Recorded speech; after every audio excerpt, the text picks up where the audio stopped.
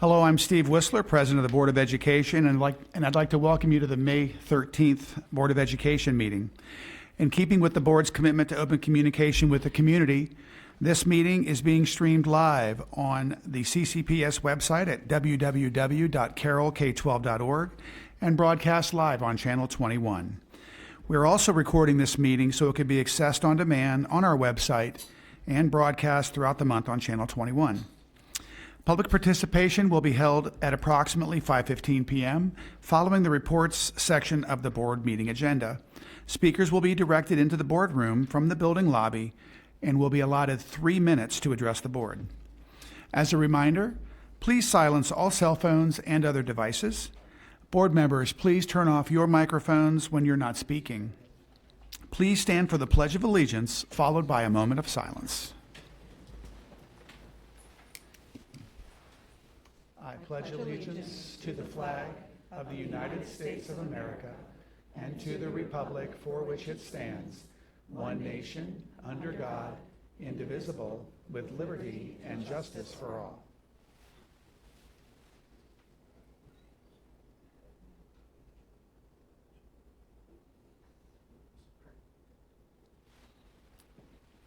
Thank you.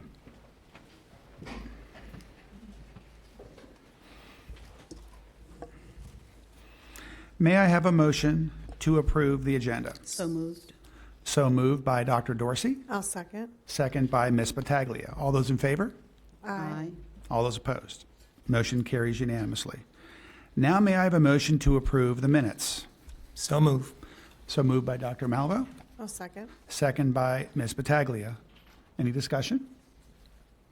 All those in favor say aye. Aye. All those opposed? Motion carries unanimously.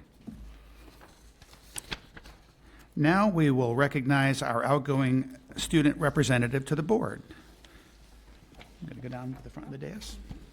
Join me down to the front of the dais, please.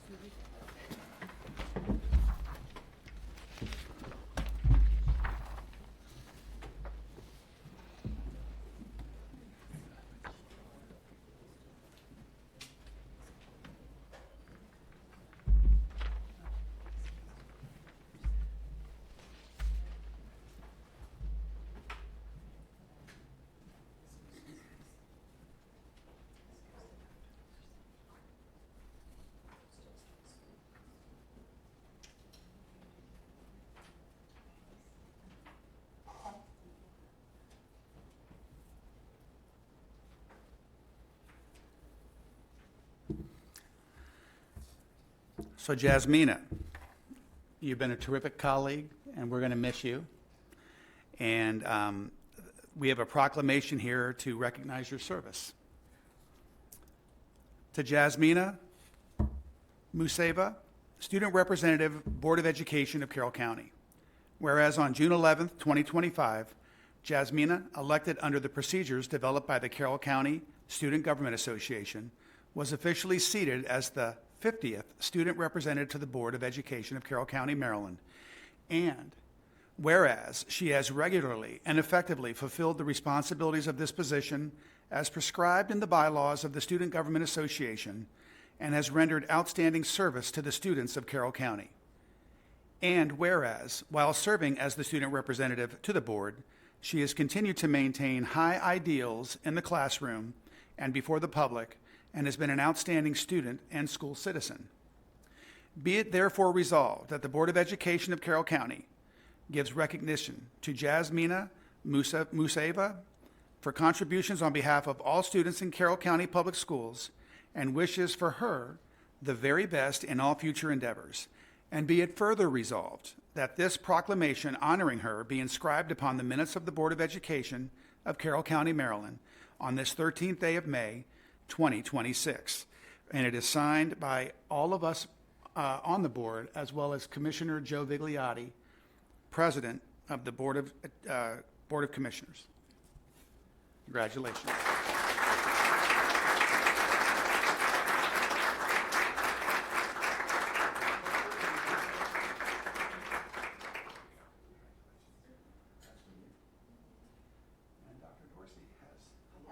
Wonderful plaque to present in appreciation of your dedicated service. So thank you so Would you like to give any remarks to the gallery?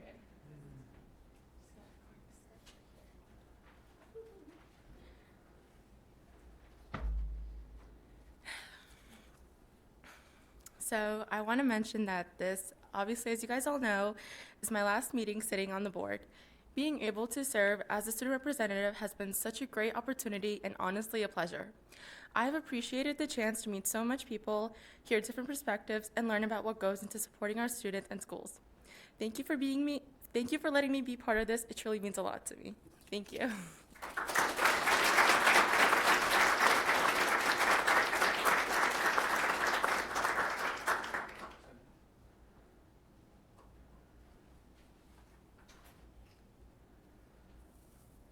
So now, board members, do you have any comments you'd like to offer for Jasmina?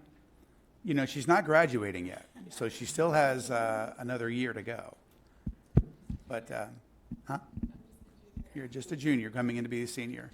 Jasmina, we're going to miss you, but we're going to come visit you at your school. We're so grateful for the service that you've had over the last year.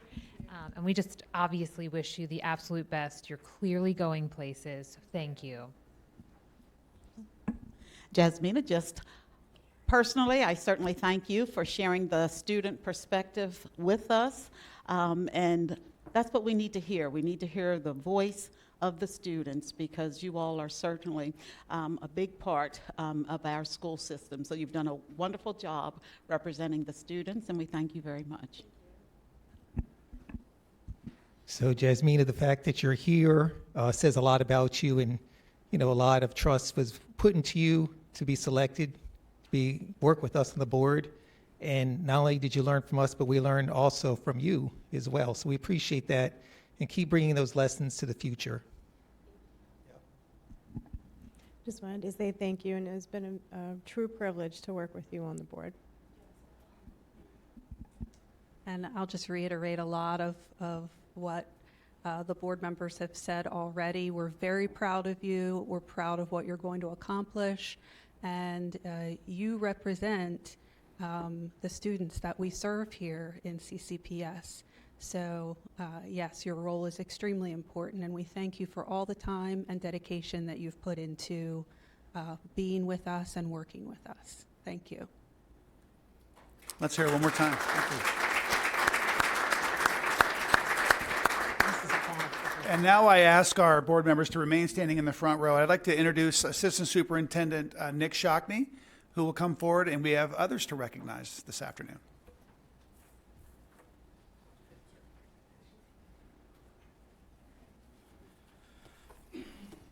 All right, good evening. It's an honor tonight for me to recognize two groups of students. First, our National Merit Scholarship finalists. Two high school seniors from Carroll County Public Schools have been named finalists in the National Merit Scholarship Program. To qualify as a finalist and to be considered for a National Merit Scholarship, a student must have a record of consistently very high academic performance in all of grades 9 through 12 and in any college coursework taken. We have two students we're going to recognize. Students, as I call your name, please come forward. Parents and guardians who are here, if you could please stand as your student comes forward. First, Suniti Das, Century High School. Parents, Sarita Suman and Kishal Das.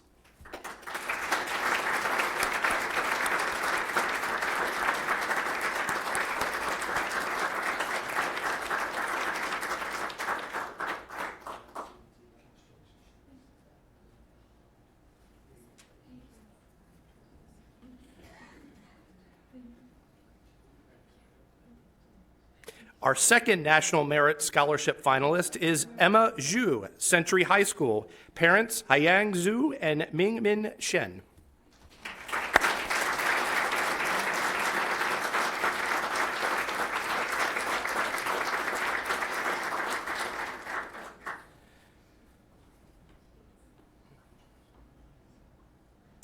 The next group of students I'd like to recognize are students who participated in the Maryland Skills USA competition.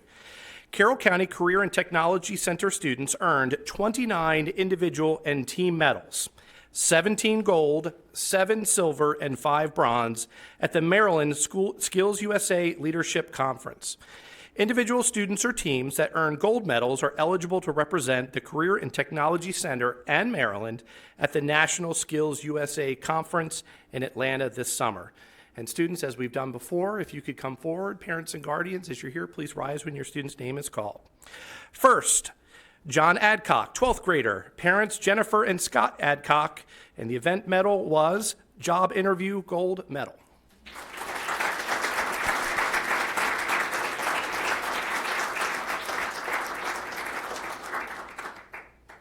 Next, Sophia Birdsell, 11th grader.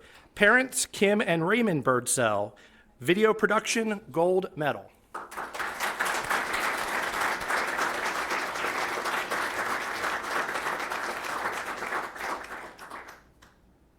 Mason Dean, 12th grader. Parents Christy and Jacob Dean. Culinary arts, bronze medal.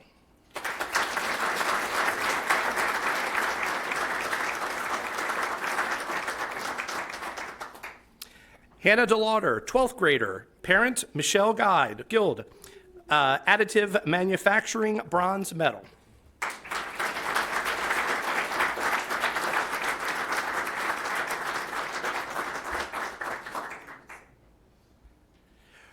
Rowan Dorsey, 12th grader. Parents Catherine and Christopher Dorsey, engineering technology design, gold medal.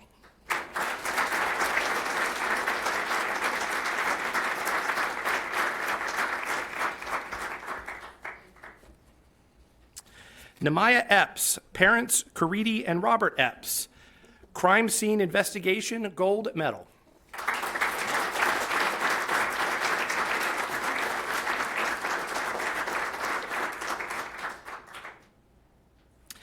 Tommy Grundy, 12th grader, parents Joe and Barry Grundy, welding, silver medal.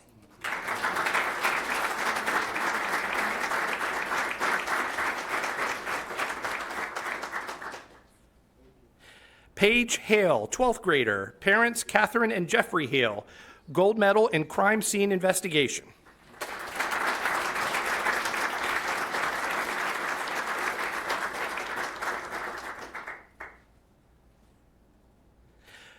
Julianne Henderson, 12th grader, parents Tamara Henderson, health occupational portfolio, gold medal.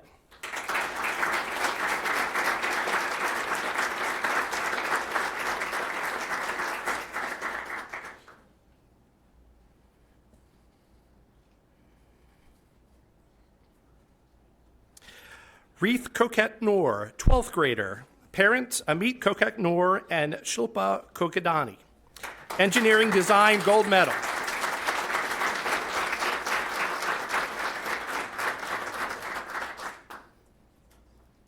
Daniel Martin, 11th grader, parents Joyce and Daniel Martin, video news production, gold medal.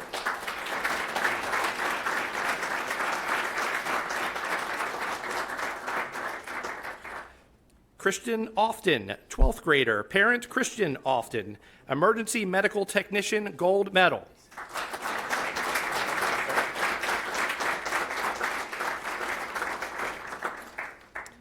Maeve Reese, 12th grader, parents Claire and Matthew Reese, architectural drafting, silver medal.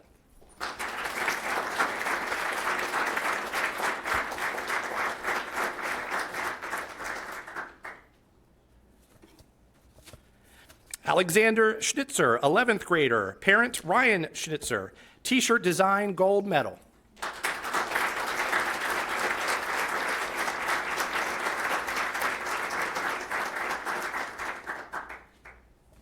Stevie Schultz, 12th grader, parents Carrie and Joseph Schultz, gold medal in crime scene investigation.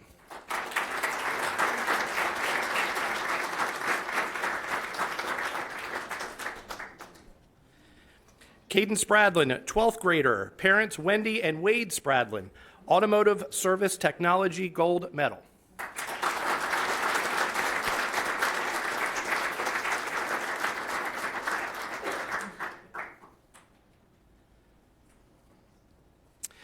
Peyton Warfel, 12th grader, parents Charles and Carrie Warfel, nurse assisting, gold medal.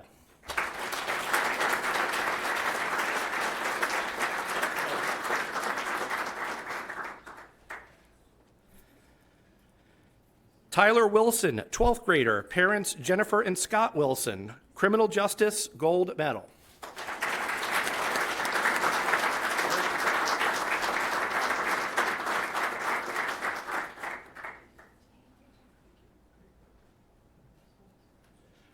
All right, are there any Skills USA competitors I may have missed? All right, thank you, and once again, congratulations to our National Merit Scholarship finalists as well as our Maryland Skills Medal earners. Thank you so much.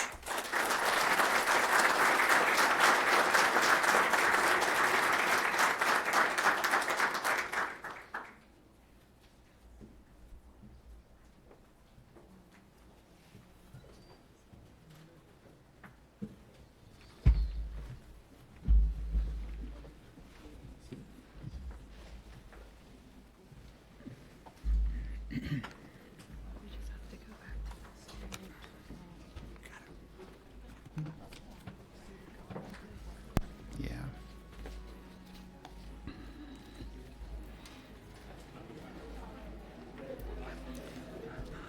Thank you again, everyone, for coming out today. We'll give a few minutes for folks to go ahead and leave if they like. Congratulations to all the winners.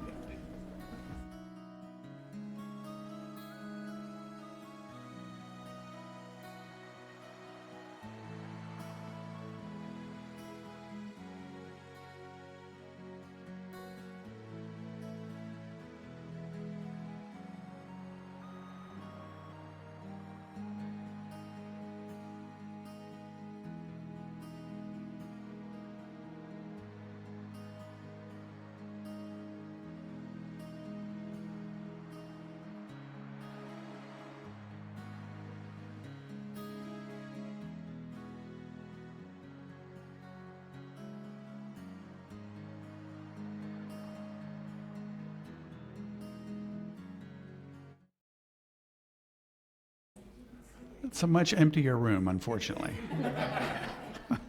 Was it something I said? Next on the agenda is our Carroll County Student Government Report. Mr. Dean.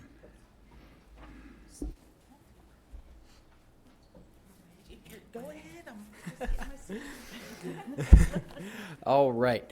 For the final time, good afternoon, board members. Dr. McCabe, thank you so much for having me today. My name is Mason Dean, a senior from Winters Mill High School and the president of the Carroll County Student Government Association. Over the past month, the Carroll County Student Government Association concluded many of its major events for the school year and continued preparations for leadership transition into the 26-27 term. On April 22nd, CCSGA held its final General Assembly of the year at Winters Mill High School. Delegates from across Carroll County participated in workshops centered on leadership development, communication skills, financial literacy, environmental awareness, and future planning. A major focus of the General Assembly was the election of the 26-27 CCSGA officer team. Following candidate speeches and a question and answer session, the following students were elected to serve for the upcoming school year. Your president is Ms. Peony Kang, Vice President Ms. Audrey Ong, Secretary Mr. Colton Trainum, and Second Vice President Ms. Ria Patel. We congratulate all candidates who participated in the election process and thank them for their willingness to step forward as student leaders. Their professionalism, preparation, and commitment to representing their peers reflected the continued strength of student leadership in Carroll County. I wish nothing but the best for you all next year. With all major business now reported, I would like to take a moment to thank you all for allowing me the opportunity to speak each month. Your commitment to student involvement in the decision-making process is incredibly important, and I commend you for that. I have truly enjoyed my time with the Carroll County Student Government Association and the opportunity it has given me to speak with the amazing people both in this room and live on Channel 21. If I took the time to thank each one of you individually, we would be here all night. But I would especially like to thank each board member, Dr. McCabe, and our student representative, Jasmina, and everyone who works so diligently behind the scenes to keep our schools running smoothly. Every staff member in every building throughout Carroll County Public Schools plays a critical role in its success. Whew. Without one cog, the machine begins to fall apart. I thank you all for being a part of mine and so many others' educational journeys. This point in the school year marks a season of goodbyes for seniors. From athletics to academics and every extracurricular in between, change becomes unavoidable as students prepare to begin for the next chapter of their lives. CCSGA is one of the most difficult goodbyes for me because along with the connections I've made, the people I've worked alongside, and the memories I've created throughout this experience, I get to meet so many amazing people, and I wouldn't trade it for the world. Amid packed schedules filled with senior picnics, athletic senior nights, proms, and countless other events, there remains a strong sense of community throughout our school system. I am truly grateful to everyone I have met along the way, and I hope the passion and dedication I have seen in so many students and staff members never fades. With that, I say one final thank you and one final goodbye. Have a great evening, everyone, and God bless. Thank you, Mr. Dean. And before you go, I really appreciate your leadership. It's been evident with the SGA meetings I've been to, the couple that I've had attended. Again, I appreciate Mr. Ryan Melhorn for his tutelage and his guiding of the Student Government Association. But you are a shining example of what our students can become and the leadership that they have within. And thank you for being a role model for your fellow students this year. We're going to miss you. Thank you, sir. I appreciate it. And I will say, as I'm reading it, I remembered, Mr. Melhorn, thank you very much. You've been instrumental in the success of the organization, and we appreciate everything you do for us during and not during the school day. Yeah, again, are there any colleagues that want to say something to Mr. Dean? Ms. Battaglia? Dr. I will Dorsey. just say, I remember this young man when he was not as tall as he is right now. I don't think you would have been able to reach that podium and that mic Not at when all. I first met you. But it's been a pleasure to watch you develop and grow and mature. And you've just been a wonderful voice for the students. And it's just been a pleasure to watch you and to be a part of hearing from you each and every month and seeing you out and about. And you seem to be so at home when you're at the Career and Tech Center. And, thank you for every meal that you prepared and for all the things you've done to support us. And again, I appreciate seeing Mom and Dad here tonight. Again, it's been years of our association as well. But again, it's just been a pleasure. Thanks for having Mason choose to come to Carroll County Public Schools. And I've enjoyed watching him grow and mature. And good luck with whatever your future plans will bring, Mason. Thank Thanks. you, Doctor. Mason, I've only known you for a year, but you have made a real impact, especially with the business community. And you missed it last month when I reported on the Chamber of Commerce's Education Day, where you came and sat on the panel. And it would be an understatement to say how proud you made me when folks said, "Who found Mr. Dean? Where did he come from?" And I could say, I found him. I brought him along. You make the school system look fantastic, and that's really a testament to who you are as a student, as an individual, to your parents for the way that they raised you. So I just wish you all the very best from the bottom of my heart as you move forward into the next chapter. Thank you. Wow, knowing you personally all these years, from when you were just a little ankle biter, to now, and it's just, I'm very proud of you. You're like my little adopted son, and I am very proud of the young man that you have become. And I am so honored that I get to say that I know you. And it's been a pleasure working with you professionally too. So, and I know you're going to do great things. Thank you very much. I said no emotions. It's gonna be this way for next month, okay? I'm sorry. I'll try not to bring too much emotion then. No, just But, don't worry. Yeah, but seriously, I've known you for the year. It seems like I've gone to different places, and there you are doing either service or community activities. At the flood zone, you're at this bingo night, whatever. I mean, you're all over the place, so you're a great representative, and you're very articulate, and I know you'll take that with you where you go. So best of luck to you. Thank you very much. Yeah. Mason, you've represented us well. We're so proud, and we know that you will go off and continue to represent us well. So thank you for that. Thank you, Dr. McCabe. And Mom and Dad can't stop smiling. They haven't stopped smiling the entire time, so. She's crying a Again, little bit. congratulations and thank you for your leadership and service. Thank you, Mr. Thank you, sir. And Jay, we'll Oh, Miss Jasmina? I just wanted to add something. I've only known you for, 2 years? But in the 2 years that I've known you, you have made CCSJ such a better, warm, welcoming place. And I really can see that the change that you brought. And it's been so nice knowing you and working with you. And I know that you're going to do great things, Mason. It was really nice to know you. Thank you, Jasmine. It's been a true pleasure. If you need anything, just reach out. I'm always. Of course. And it's always nice to see a warm smile at the tech center. Well, I appreciate that. But go Cats, Johnson Wales, and thank you all very much. God bless. Thank you. Thank you so much. All right. Our next item on the agenda are board member activities and correspondence. Jasmina, did you have anything? Did you want to start? Oh, it's not as reflective and emotional like Mr. Mason Dean, because this is not a goodbye. This is just a see you later on the other side of the dais. I'll be around. All right, so on April 17th and 18th, I attended and helped out at the Career and Technology Center for the annual State Skills USA competition, where I saw Mr. Dean and everyone else that was here, or the students.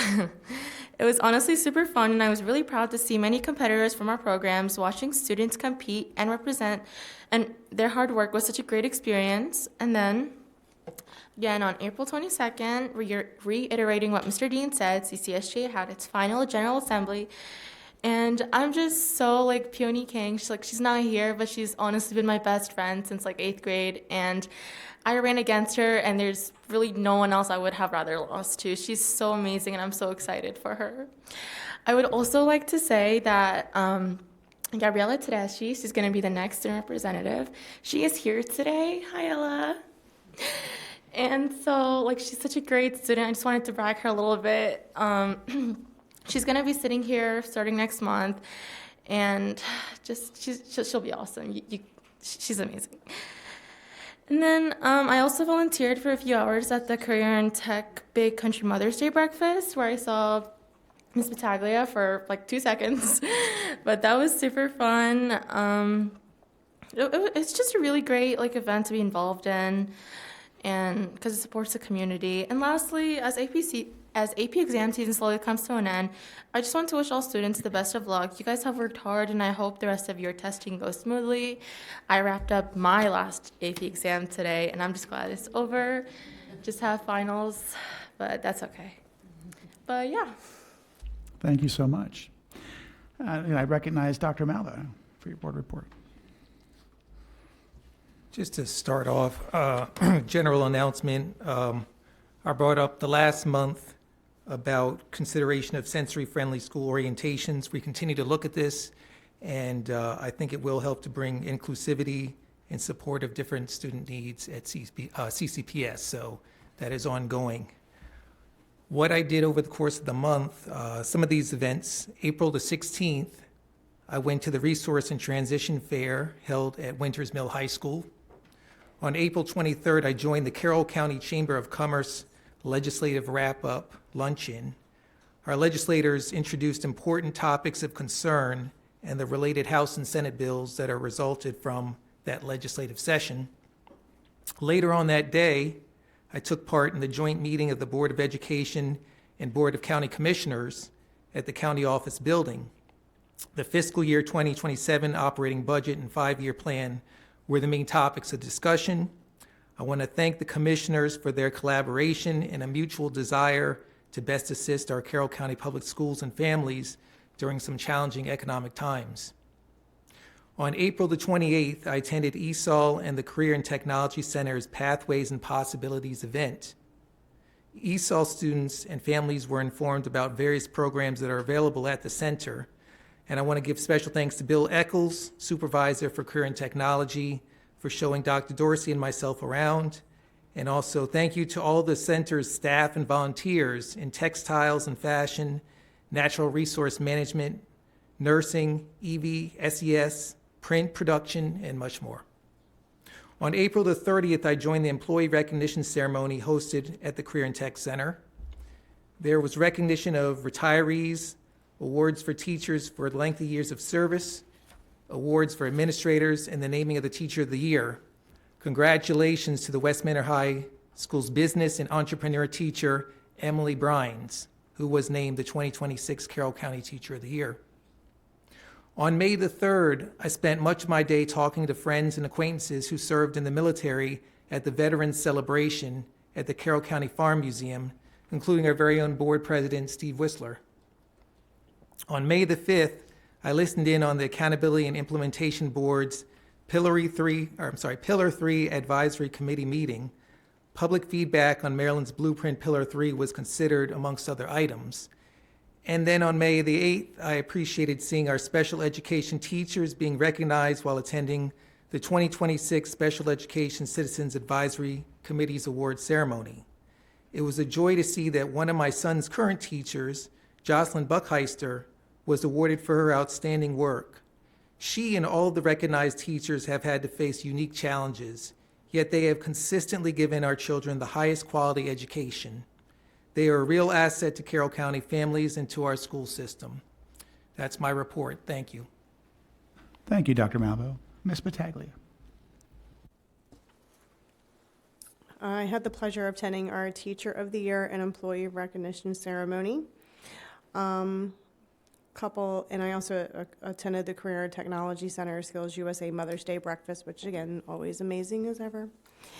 And a couple of upcoming events and activities. I have the LEC meeting and Security Council meeting tomorrow. And I'll be attending various graduations here in a couple of weeks.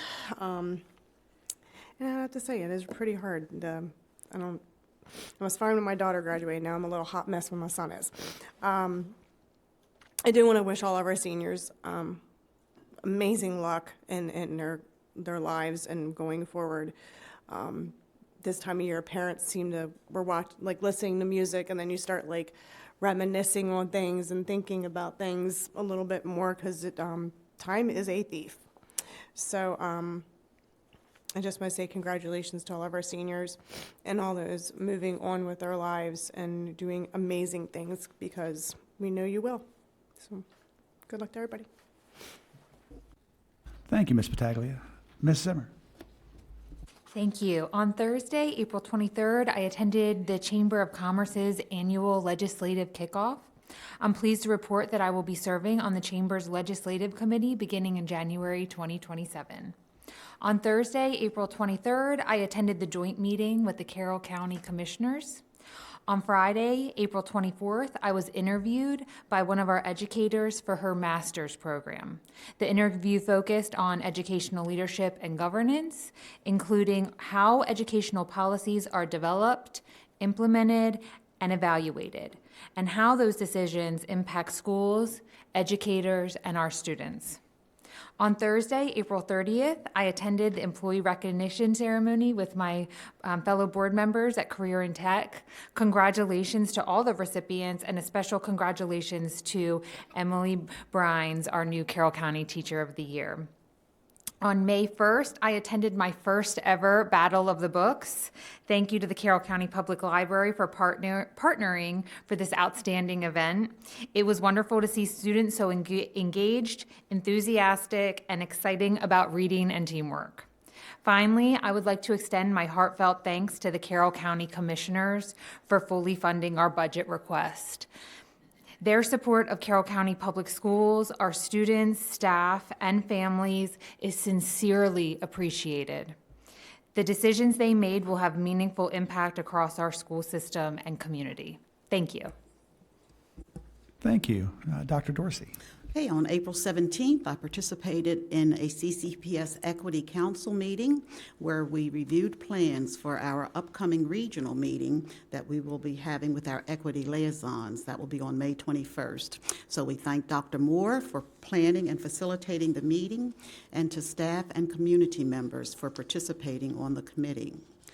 On April 18th, I had the pleasure of attending the production of Frozen, presented by Century High School students. And later that evening, I attended the production of Legally Blonde, presented by Winters Mill High School.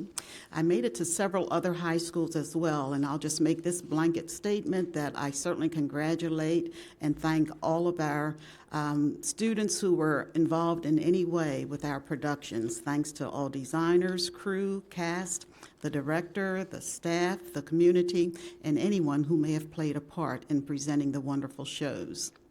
On April 23rd, I also attended the Chamber of Commerce Legislative Wrap-Up Luncheon and listened to insights from the 2026 session as shared by our county's delegation. Later that day, I too joined fellow board members and staff at the joint meeting between our board and the Board of Commissioners. I am also grateful to the commissioners for fully funding our fiscal year 27 budget request and for being true partners with us in meeting the needs of our students. On April 24th, I attended the production of Matilda that was presented by Manchester Valley High School students. April 25th, I attended the production of Shrek, performed by South Carroll High School students, and later that day, I attended the production of Hadestown by Francis Scott Key students. April 27th, along with Mr. Whistler, I attended the virtual legislative meeting. At the meeting, MABE's Legal and Policy Director, Sam Mathias, reviewed bills that passed during the session and a few that got close but failed. In total, MABE tracked 324 bills, provided written testimony on 108 bills, and delivered oral testimony at 12 hearings, and 82% of bills reached MABE's desired outcome. So I think that's a good grade for us to receive at the end of the session. On April 28th, it was a pleasure to attend the ESOL Career and Technology Pathways and Possibilities event that was offered to students and their families. After a delicious meal and introductory comments, students and their families were able to get a firsthand view of the programs of their choice offered at the Tech Center. As Dr. Melvo stated, he and I were escorted by Mr. Eccles, and we were informed about the programs that we visited. Dr. Melvo and I even got to test our skills in a couple of the areas, one in identifying the pattern of our fingerprints, and another activity that we sort of engaged in was matching shoes to several tracks. And I think that could have been a part of like a crime scene investigation. We didn't have 100% accuracy. It was a great try. I think if we had remembered that the track would be formed from the bottom of the shoe and not the top, I think we could have gotten 100% there. But anyway, it was a good try. So we certainly thank Pam Mesta and her staff, Mr. Riddle, the career and technology staff, the culinary students, there were student mentors, and we just are grateful to everyone who had been involved with such an engaging evening. On April 30th, I also enjoyed congratulating staff members who are retiring, those receiving awards for their years of service, the outstanding school administrators, our Teacher of the Year, and others who were recognized for their accomplishments at our employee recognition ceremony. On May 1st, I attended the opening ceremony and parade at the Spring Challenge at Westminster High School. It was very heartwarming to see the enthusiasm of the students as they prepare to participate in the activities. On May 5th, I met with MABE staff and the co-chair of the Conference Program Committee to prepare for an upcoming meeting. And on May 12th, I co-chaired a Conference Program Committee meeting in which we continue to refine plans for this year's annual conference. And finally, with graduation ceremonies scheduled before our next meeting, I too would like to share congratulations to all students who are in the class of 2026. Best wishes as you pursue your future dreams. Thank you. Thank you, Doctor. Okay, before I read my board report, I'd like to remind everyone that this week, May 11th through 15th, is National Pupil Personnel Worker Week. Our PPWs serve as advocates for students and families, and they also consult and collaborate with staff on issues such as attendance, discipline, residency, homelessness, and crisis support. They work hard to connect families to community resources they might need, and they help form and maintain a positive homeschool connection. So thank you so much to all of our PPWs for their dedication and commitment to our students and families.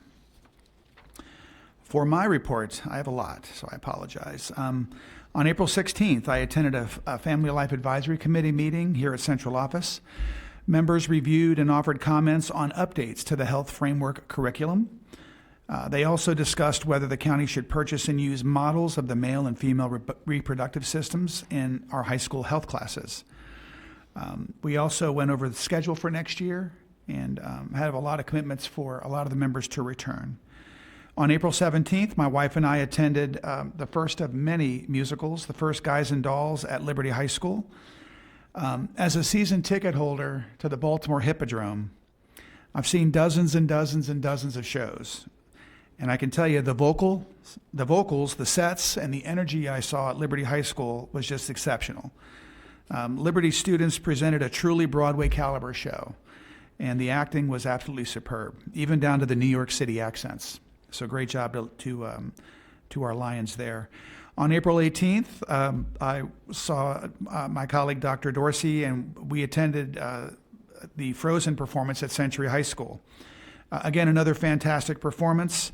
And I was actually offered a backstage tour after the performance to see how they created the falling snow, the freezing mist, and all of the other intricate engineering things, including all of the thousands of LED lights that lit the mountain scenes. So our parents at Century really stepped up this year, and they created the most incredible sets I've ever seen in a high school musical. It was truly professional. And on another note, as a father of 4 boys, I had never seen so many little girls dressed up as princesses on that day. Did you? It was just great seeing so many families use our schools on a weekend. On April 19th, my wife and I attended Matilda at Manchester Valley High. The students there delivered a fantastic performance, one that took us on a true emotional journey, from heartfelt moments of sorrow in some scenes to just laugh out loud comedy in others.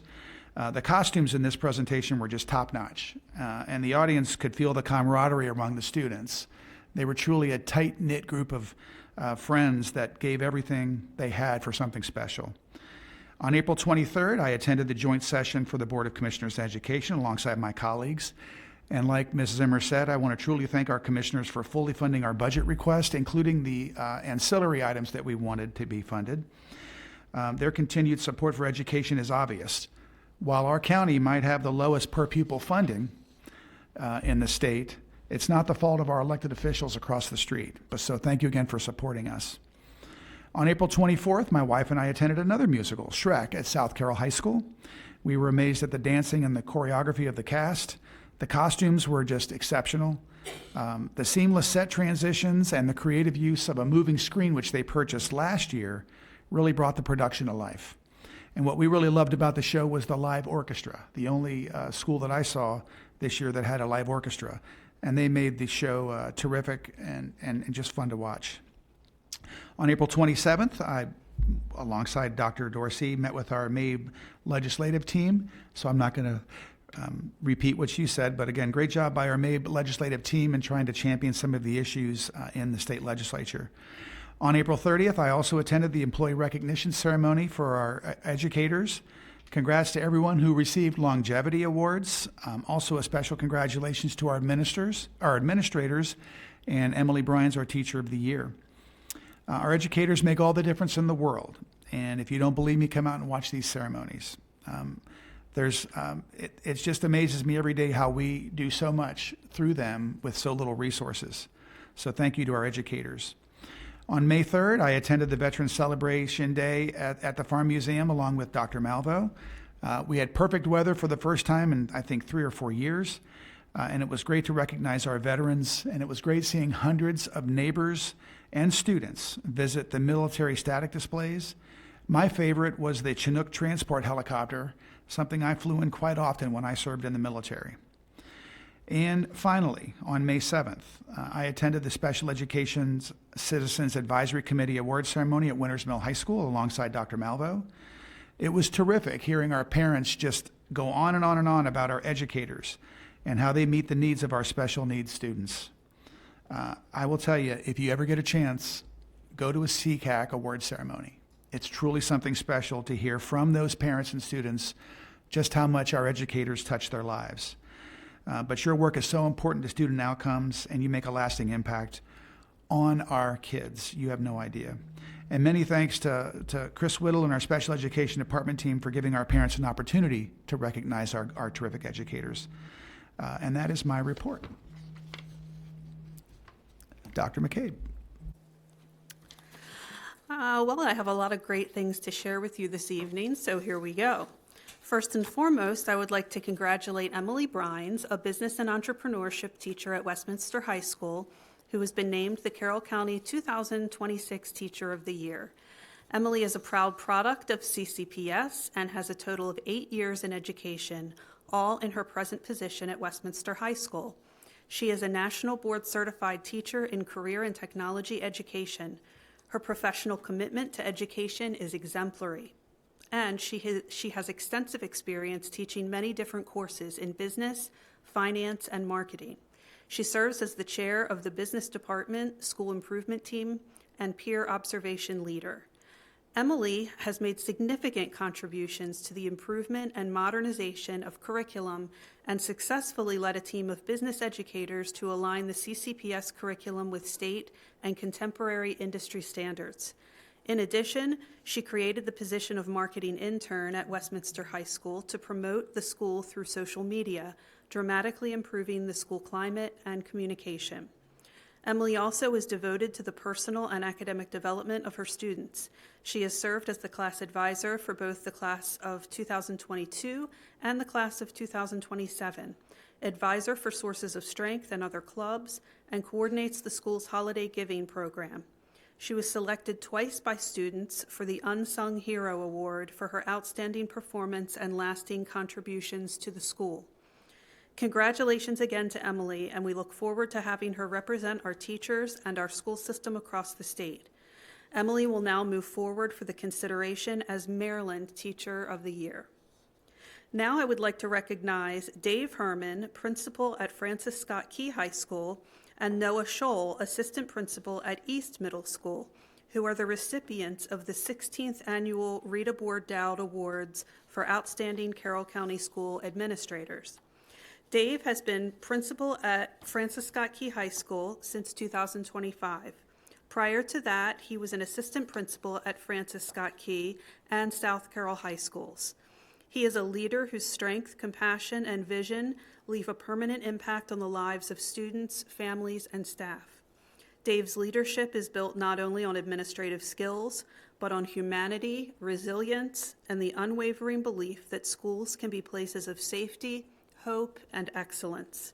A notable aspect of his leadership is the way in which he enhanced school culture. Through determination, consistency, and genuine care, he supports a positive school culture which makes the school a safe, respectable, and encouraging place where students thrive and feel valued, and staff feel valued. Noah Scholl has been an assistant principal at East Middle School since 2024. He was an assistant principal at West Middle School for 2 years prior to that. He has a profound impact on students, families, and the overall school community. His leadership goes far beyond administration. It is personal, intentional, and deeply rooted in care. Noah exemplifies strong communications at every level and creates a bridge between school and home, ensuring that parents feel heard and included. He also demonstrates a deep understanding of policy and student needs, balancing both with thoughtfulness and flexibility, and fosters a positive culture within the school in a way that is consistent and genuine. Congratulations, Dave and Noah. Next, I would like to congratulate Dawn Zepp, cafeteria manager at Mount Airy Middle, Mount Airy Elementary, and Pars Ridge Elementary Schools, who was named the Mid-Atlantic Region Manager of the Year by the School Nutrition Association. This award recognizes the dedication, ingenuity, and compassion shown by cafeteria managers who have excelled in providing high-quality, nutritious meals to students throughout the school year. Dawn ensures that staff members are trained properly in all kitchen operations to boost confidence and empower them to learn and model correct policies and procedures. She also maintains a positive attitude that resonates with school administrators, staff, and students. She values student input and conducts surveys on new menu options to gain a better understanding of their food preferences. She also coordinates taste testing, nutrition education, and farm-to-school learning activities for students. To support the curriculum, Dawn held an event with local farms that supply food for school menus and enlisted students to help prepare local produce for lunch. She collaborated with the ESOL program during Multicultural Night to provide a Latin-themed meal and hosts a Veterans Day lunch annually to honor those who served. Lieutenant Governor Aruna Miller and the Wallace Foundation hosted the Maryland School Leadership Honors, honoring principals at the Maryland State House on Friday, May 1st, in recognition of National Principal Appreciation Day. Each Maryland school system was asked to nominate one principal to be honored at the event. We were proud to nominate Janelle Fosnot, principal at Shiloh Middle School, to represent Carroll County. Next, Carroll County Public Schools has once again been named among the best communities for music education by the NAM Foundation. This marks the 10th consecutive year that we have gained this national recognition, underscoring the strength and consistency of our music education programs.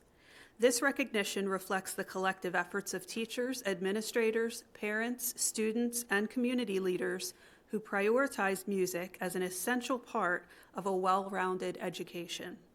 Our music program demonstrates excellence at the state level, and our music teachers continue to be recognized for their impact and leadership. Congratulations to Carl Stewart, Supervisor of Visual and Performing Arts, and all of our music educators on this recognition. And finally, congratulations to our students who earned special recognition at this year's Maryland History Day state competition for their exceptional historical research and projects. Zia Chappell and Delaney Ross from West Middle School received the Award for Excellence in Maryland History, sponsored by the Maryland Center for History and Culture for their project, The People and Events Behind the Battle of Baltimore. Keoki Lee Douglas from East Middle School was honored with the Maryland HATSA Award for Excellence in African American History, sponsored by the Maryland Commission on African American History and Culture for the project From Poverty to Power, the Madam C.J. Walker Story. Congratulations as well to Emma Harris, an 8th grade social studies teacher at East Middle School, who was recognized by Maryland Humanities as the Carroll County History Day Teacher of the Year. This honor reflects her outstanding dedication to supporting students through the History Day research process and project development. Thank you, Dr. McCabe. That concludes our board member and superintendent updates. Next on our agenda is presentations. Dr. McCabe. May is the designated month when we present on Pillar 2 of the strategic plan.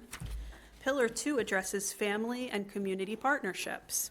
Mr. Shockney has a team of staff who will update the board on our progress. Mr. Shockney? All right, good afternoon or good evening, Dr. McCabe and board members. So we are here today to provide you a little update on Pillar 2 of your strategic plan. I'm going to get us started, then I'll turn over to some of my colleagues who will take us through the individual components. As always, we like to start off with a good objective, so we want to take a moment, update our progress related to Pillar 2, which is family and community partnerships. We'll do a little presentation discussion. We can answer any questions as we go. And as always, we want to inform you and our community towards the progress that we've set on our strategic plan and its goals. So, Pillar 2 is all about strengthening productive family and community partnerships. It's one of our 4 pillars. Just to do a little quick overview, in Pillar 2, we've established that May is our annual reporting time for that. So next on the slide, this is specifically for Pillar 2, and we have 3 objectives there broken down into 4 specific priority focus areas.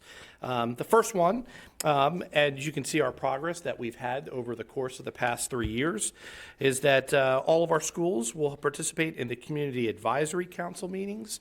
I don't want to steal Ms. Gaddis's thunder, but yes, we've met that target.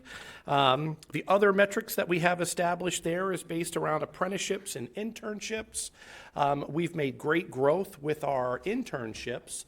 We fell just short of our target for apprenticeships, but we have some great apprenticeships going in our district, and we're very thankful for our community partners that make our apprenticeships as well as our internships possible.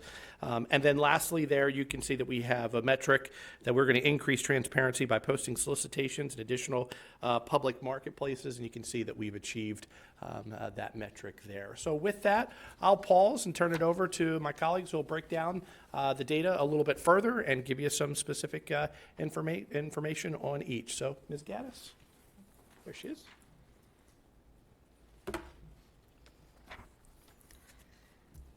Good evening, board members and Dr. McCabe. The Community Advisory Council had another very successful school year.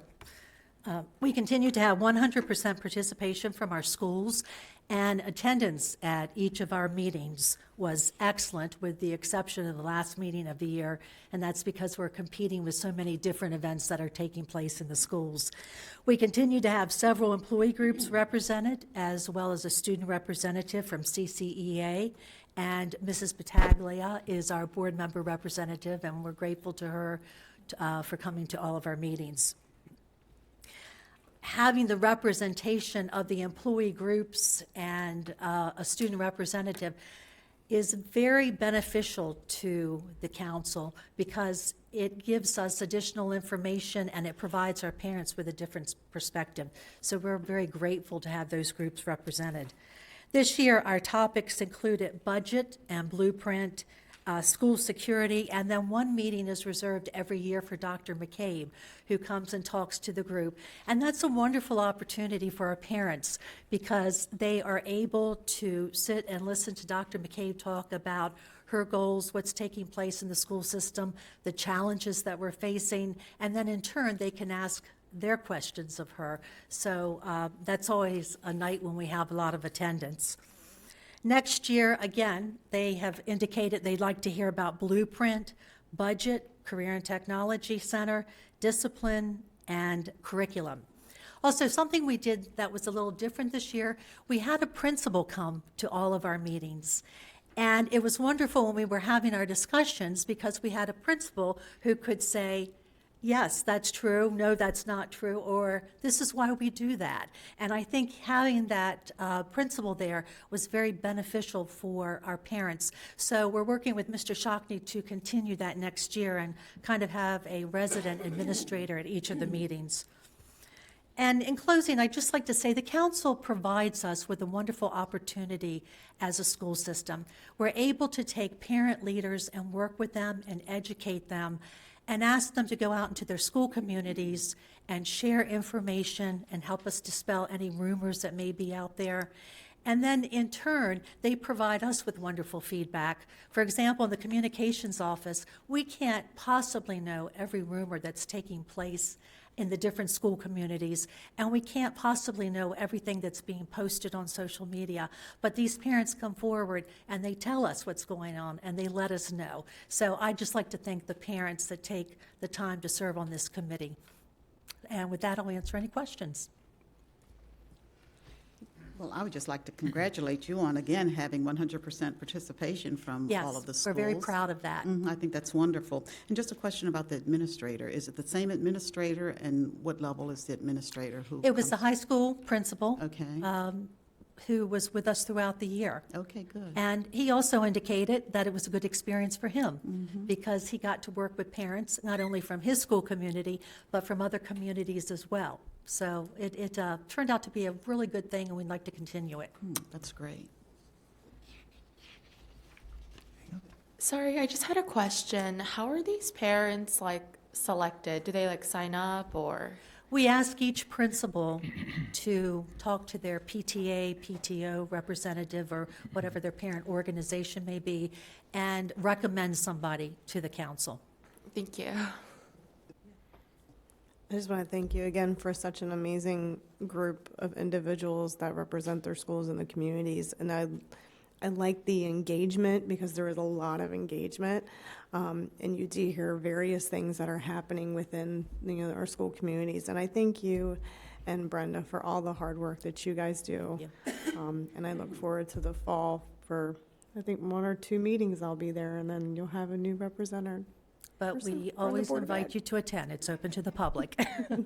I think we had more engagement this year than we've ever had before. Yeah, this room is filled. Yes. Yes. Anecdotally, the representative from my children's school does bring a report back to the PTA meeting. So I'm able to hear information that way. So in that, anecdotally, the process is working. Good. I'm glad to hear that, because we always wonder what happens after the meeting. And we do encourage them to go back, meet with their principals, tell them what happened at the meeting, and then go out into the school community and share that, whether it's with the PTA, PTO, or whatever groups you're involved with in the school.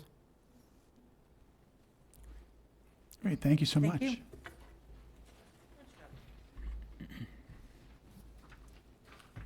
Good evening. Our apprenticeship placements remain consistent with last year at 19. When we look at apprenticeships, it's a delicate balance with our students for several reasons. First of all, it's paid, so it requires a lot of time and commitment for them. It also requires us to make a perfect placement for their educational expectations and their goals as they become future career in their career exploration. The number of internships, though, increased by 43, and we're at our highest placement at 483 this current year. So we're excited about that. And as always, we continue to prioritize expansion of our partnerships with local businesses, as well as with a workforce development, so we can ensure that we're placing our students in the appropriate internships as well as apprenticeships. Are there any questions? Yeah. Question I have, well, first of all, the expansion of partnerships and local businesses is key for increasing apprenticeships. I think that's great, and you continue to expand that. I remember I fell upon a couple students who were doing apprenticeships at Mudgett's Auto. I was getting a tour, and they were, just showing me around, and there were 2 doing apprenticeships there. Aside from the auto industry, could you elaborate on some of the businesses that are doing or accepting apprenticeships, and we can give them the nod that we appreciate it? We have many apprenticeships in the healthcare field, in the education field. Carroll County Public Schools is one. Within our Department of Curriculum and Instruction, we have an apprentice. We have some with NSA, with the Maryland Department of Transportation, within the technology sector across, and we continue to grow. So that's some of the areas that we have. Great, thank you. And I can just piggyback. I remember being at Carroll Lutheran at one point, and there were some students there who were on internships. So we sort of see them out in the community, and that's great. I just have a comment about the apprenticeship programs, just that there are some circumstances outside of our control and outside of the business community's control that makes it sometimes difficult to hire a student. When we have minimum wage that is so high, I know that small businesses, as a small business owner, I could not afford to bring on an apprentice. So I know that there are constraints that are outside of the school system's purview that make it more difficult to find businesses that can afford to pay a student minimum wage these days. Absolutely. They also have to have positions that are available and open, and so that doesn't always occur in the alignment when we're placing our students. But within, all the companies that we do have partnerships with, we continue to place based on their needs and based on the needs of our students. This isn't really a question, it's more of like a statement, but I would like to praise the Career and Technology Center once again, because during the nursing program there, an internship is almost built into my program. So like Dr. Dorsey was saying, like Carroll Lutheran, that's where I did my clinicals. It's a really nice facility, and I do look forward to doing an internship, not specifically at Carroll Lutheran, but just any other healthcare facility. It's just a really nice opportunity that we have.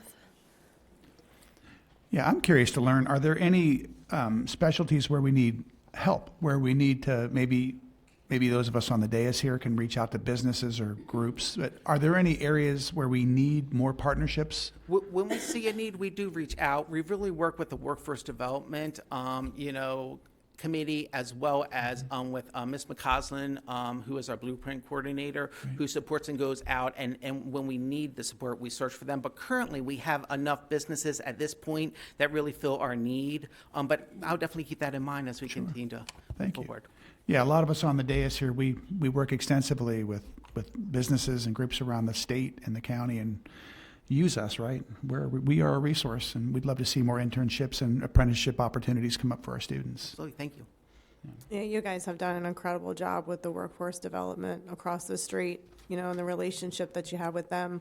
The LAC meeting, we'll probably get an update tomorrow, but, just the businesses that come in there, and a lot of times they hire from within the Career and Tech Center, which is absolutely phenomenal. We have done an incredible job in this county with all the relationships that we have with Chamber of Commerce, workforce development, everything. And you guys do an incredible job reaching out to them. And I appreciate that. Thank you. Thank you.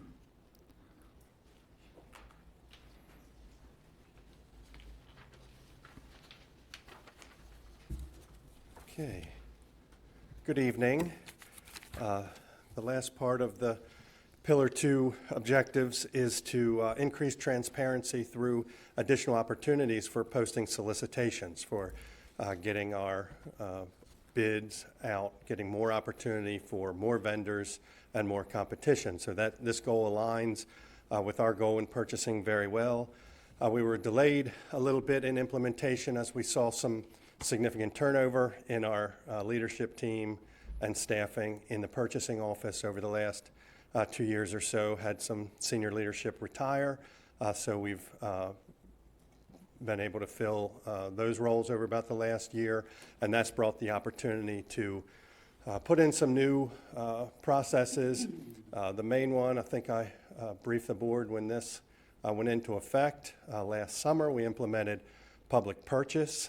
So this is a free online procurement portal where we solicit for our bids, where potential vendors and people interested in doing work with the school system can register to do business there to receive our documents. And then it's all transacted there. They can download those documents, and then if there's any questions, any addendums, any follow-ups, it's all there, all transparent.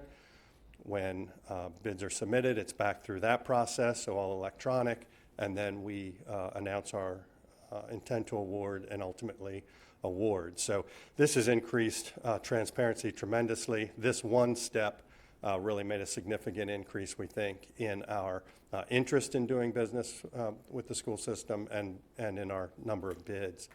So I listed a few there, public purchase being the one that was newly implemented. E-Maryland Marketplace Advantage, that's the state procurement site. That state law requires that we post there, so that's sort of a one-stop shop, but not the easiest to manage, but we put it there and direct really back to our other online presence. We certainly put it on the web page, and that's a good place as well. Several consortiums, such as the Baltimore Regional Cooperative Purchasing Committee, which is a subcommittee of the Baltimore Metropolitan Council, a consortium of Baltimore area jurisdictions, so they, have access to our websites, to our bids, just as they do all the members, so if somebody goes there.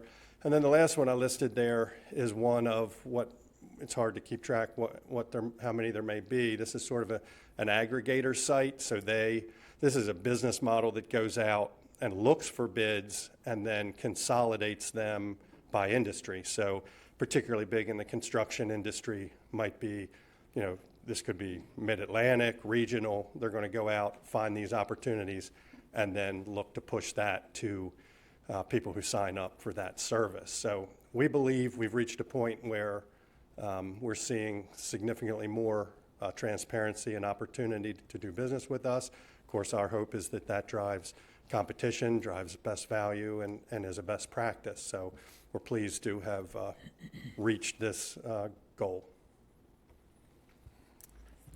Any questions?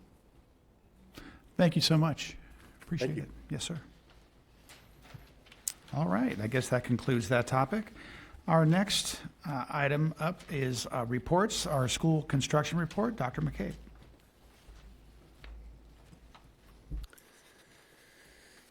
The monthly construction report shares the progress and status of our various school projects in design or construction. This evening, Mr. Prokop is available for any questions. Any questions? Any questions from colleagues? Yeah, I have a question.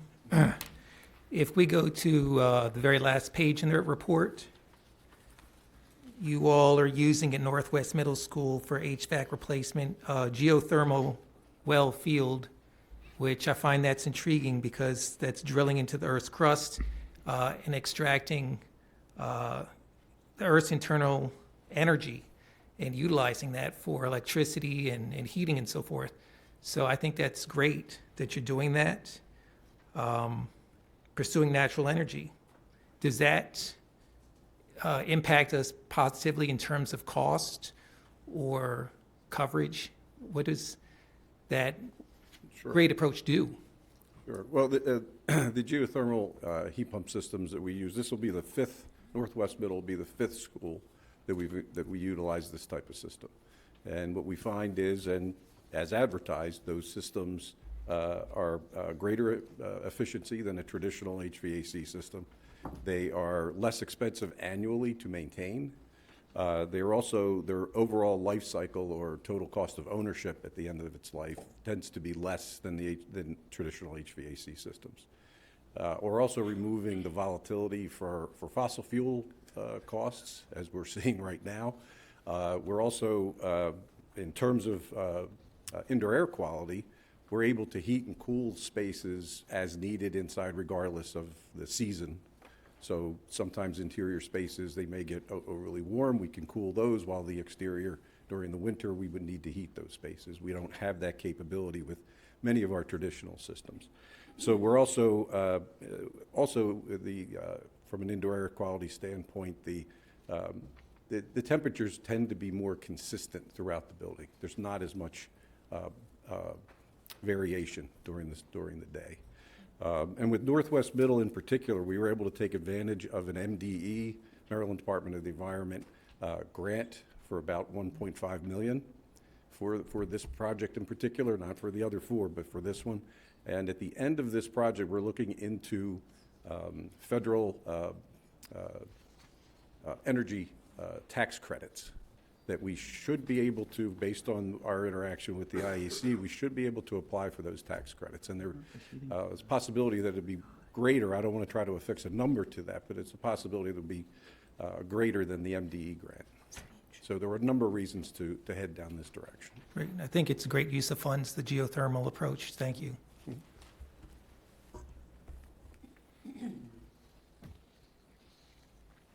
Okay. Any other questions? All right, move on to the next agenda item. 4B, our personnel transaction report. Dr. McCabe. I have one change in assignment to announce on the personnel transaction report. Ashley Warfield from Assistant Principal Francis Scott Key High School to Assistant Principal Elmer Wolf Elementary School. Thank you. Any comments or questions from colleagues? Okay, moving on to the next agenda item, we will start public comment. Turn it over to Dr. Dorsey. Thank you. To have an orderly presentation of comments by the public, the following guidelines apply. 1, speakers with a connection to CCPS will be allowed to address the board for the allotted 3 minutes. Only those speakers that have registered online and have been notified by the communications department will be permitted to speak. Priority will be given to those citizens that are addressing the board about an item on the current agenda.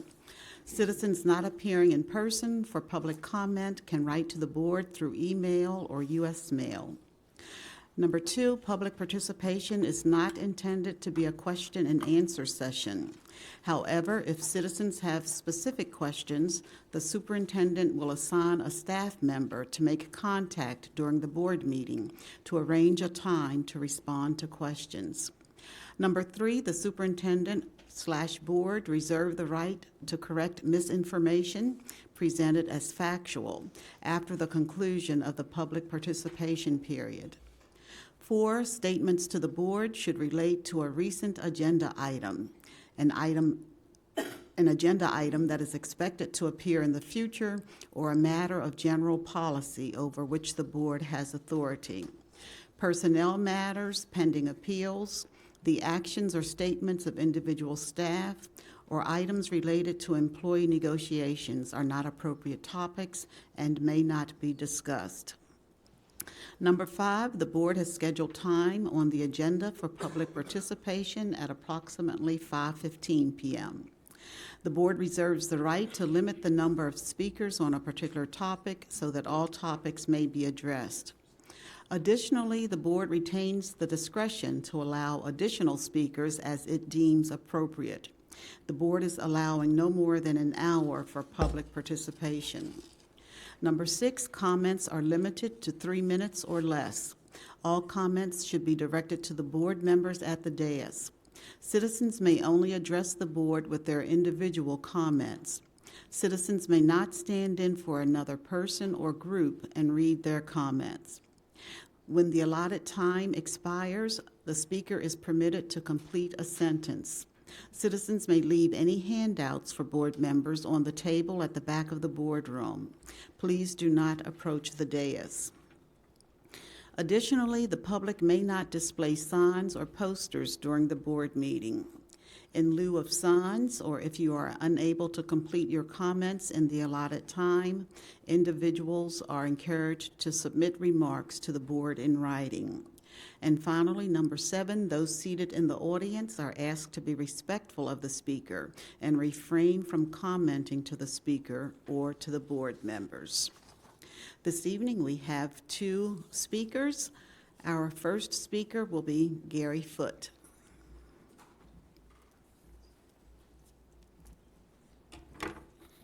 And they shall beat their swords into plowshares and their spears into pruning hooks.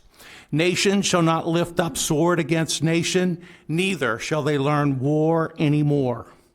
There are congregations around the country who recite this passage from Isaiah every week. How many congregants take the words to heart? Blessed are the peacemakers. What's the evidence that we believe that here in Carroll County? There is a plug for the military at almost every board meeting. Often when I ride by schools, I see yard signs encouraging students to enlist. Recruiters meet regularly with students. Those same students can also sign up for ROTC. But what about a student who chooses to study nonviolence? There is a rich history and literature associated with this culture. It is not taught in school. Maryland has a first-in-the-nation service program for post-high school gap years. I have never heard you promote that. I have never heard you promote that. The only advocate of nonviolence I ever learned about in my high school experience was Jeanette Rankin. That was by accident. My high school history teacher was making fun of the woman who voted against both World War I and World War II. Her quote at the time, "You can no more win a war than you can win an earthquake." Here's a lesson to teach. It would almost teach itself. Do you think that quote is true? Research and find out. Be ready to debate. With the proper guidance, that could be one of the most memorable experiences of a high school career. But I don't know a teacher in our system who would touch that with a 10-foot pole. An old spiritual talks about laying down swords and shields and studying war no more. Sadly, too often, we teach exactly the opposite. It is easier to start a war than to preserve the peace. How many times will it take before we finally learn that lesson? It has been said that America always does the right thing after they try everything else. In this case, that's not true. We simply take the easy way out. Thank you. Our next speaker is Joshua Wilhide.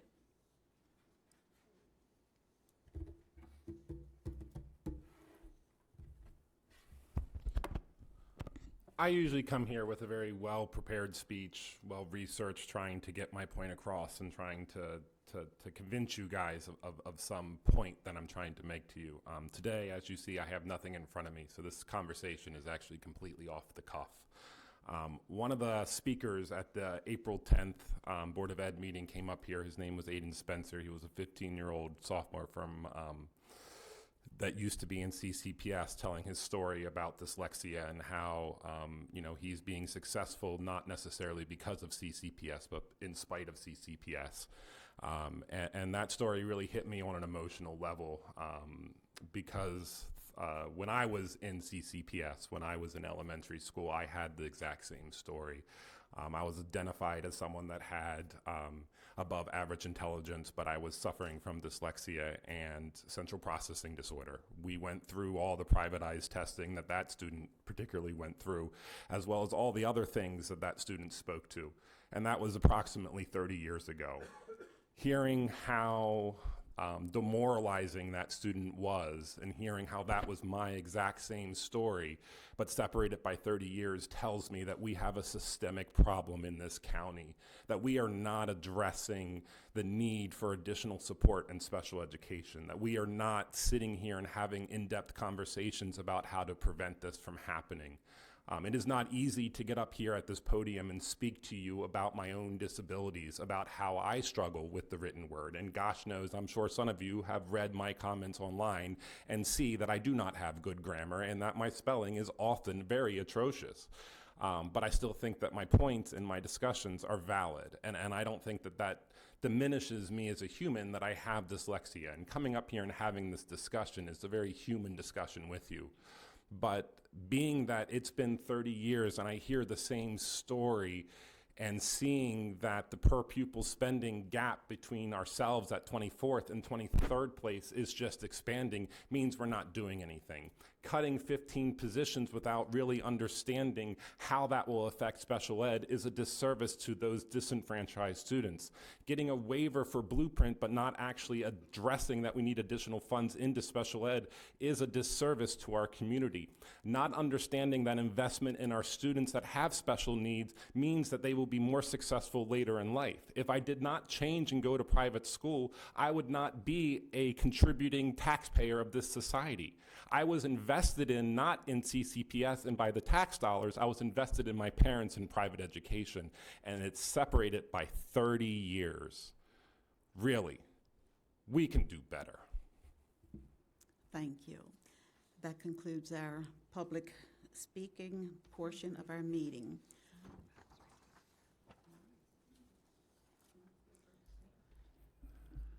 All right, well, I'm not going to forget the employee groups this time, Miss Jordan, Miss Porter. I beat myself up over that last time. I'm not going to do it again. So That's what we you are up, ma'am. Love to hear from you. Okay, good evening, Dr. McCabe, board members. Last week was Educator Appreciation Week. When I was a teacher at Winters Mill, I would tell my students that they could bring in my appreciation gifts throughout the week. They did not need to just bring it on Tuesday. After laughing, the kids would ask, what would make a good gift? And I explained that a good gift shows you know something about the person, and that as a teacher, I had enough mugs, especially considering I do not drink coffee or tea. One year, a group of trig students made me this, which is a tiny 3D mug printed at Career Tech Center, actually, that says greatest teacher ever. So as an office fan, this was a perfect gift because it showed they really knew me. Okay, I don't want that to fall off. All right, another gift I received last week was visiting a school and seeing a former student who is now a teacher. I remember Casey Jo as a bubbly teenager, and now she is a colleague. It is a gift to see former students as peers, even if they still insist on calling me Miss Jordan. Reflecting on my childhood, I was lucky enough to grow up in a small town. My elementary school PE teacher lived across the street. My high school math teacher, who taught all 7 Jordan kids, lived 2 blocks away. My 8th grade algebra teacher, in a much different time than now, let our class call her at home in the evening to answer our homework questions. Again, different time, our phones were connected to the kitchen wall. My high school counselor came to my sister's funeral a few years ago. This is small town living. This is what happens when educators can afford to live in the communities they serve. They are not just employees who work there, they are neighbors, they are mentors, they are the fabric of the community. When educators cannot afford to live where they teach, that connection changes. Students do not run into us at the grocery store or on the ball field. They are less likely to make it to games, concert, and plays, not because they don't care, but because distance, time, and cost become barriers. When I lived in Westminster and taught at Liberty and Winters Mill, I attended student events several times a week. Once I moved to Hanover, that became once a week and then once a month.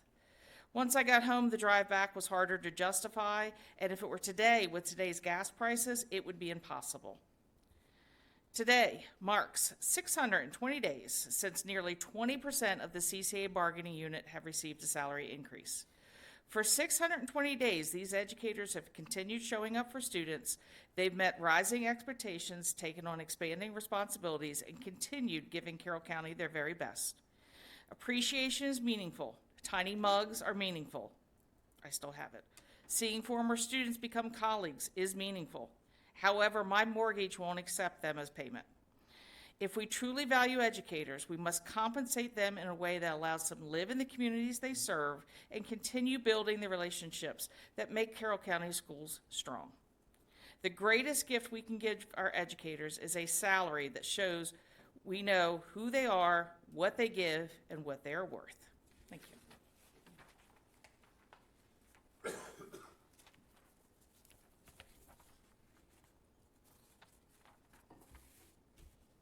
Good evening, Superintendent McCabe and members of the Board of Education. I'm Cindy Porter, a 27-year special education paraprofessional and the president of CASE, the union representing assistants and clericals working in schools throughout our county.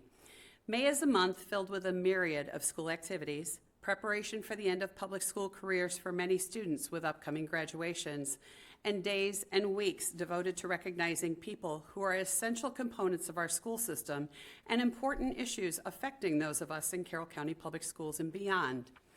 Last week, we celebrated Teacher Appreciation Day and Week and School Nurse Day and Nurses Week.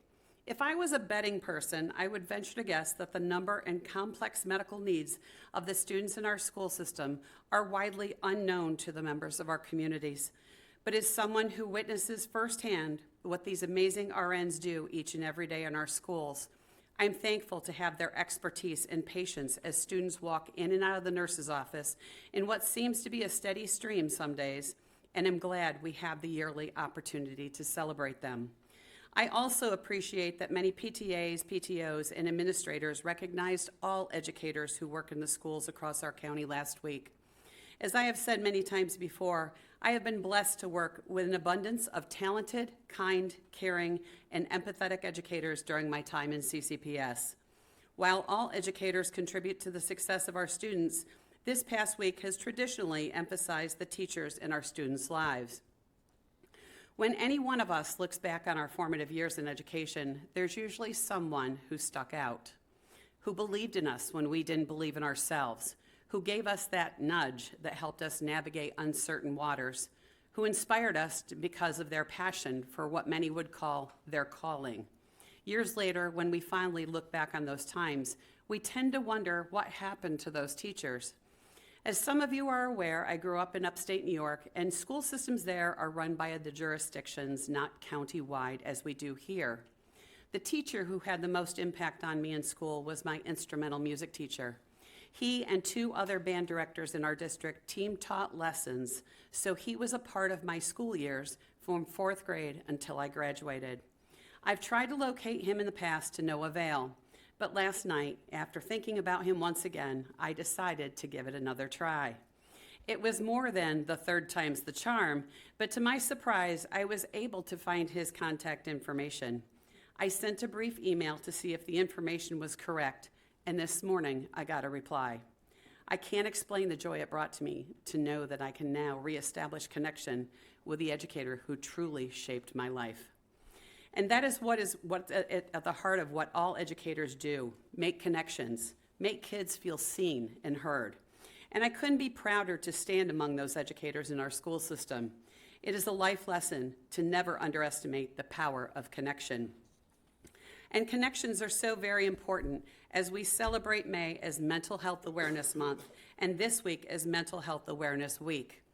I have spoken before about the lack of community understanding of the vast mental health needs of the students coming through our doors every day. Their needs are in the forefront of the minds of the educators in our county every single day, along with all the other needs our students have. But as we have just finished celebrating Teacher Appreciation Day and Week, I wonder if anyone realizes the toll that being an educator today takes on the staff working in our buildings.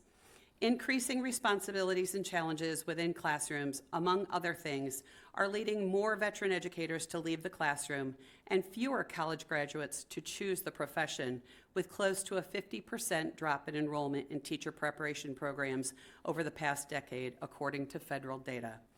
Add in the unparalleled increase in disruptive student behaviors, and it's easy to see more clearly the reasons why this is true. Currently, according to the Learning Policy Institute, about 1 in 8 teaching positions in the U.S. is either vacant or filled by someone not fully certified. And all of this doesn't begin to include what education support professionals are dealing with in our positions. The current situation for educators in our county and state is unsustainable. In my position as case president, I have had the opportunity to speak with educators in different positions across our county and state. Yesterday, I spoke with an educator in our county whose classroom was destroyed by an elementary student who also had a roll of masking tape thrown at her by that student and hit her in the back of the head during that time. I could tell in the educator's voice when speaking with them the traumatic impact of that incident. I wish I could say that incidents like this are isolated, but as anyone in education these days will tell you, they are unfortunately not. We can talk about Blueprint and other mandates impacting our school system, but it's my hope that concerns of educators will truly be listened to before we reach a critical mass situation with staffing. Thank you.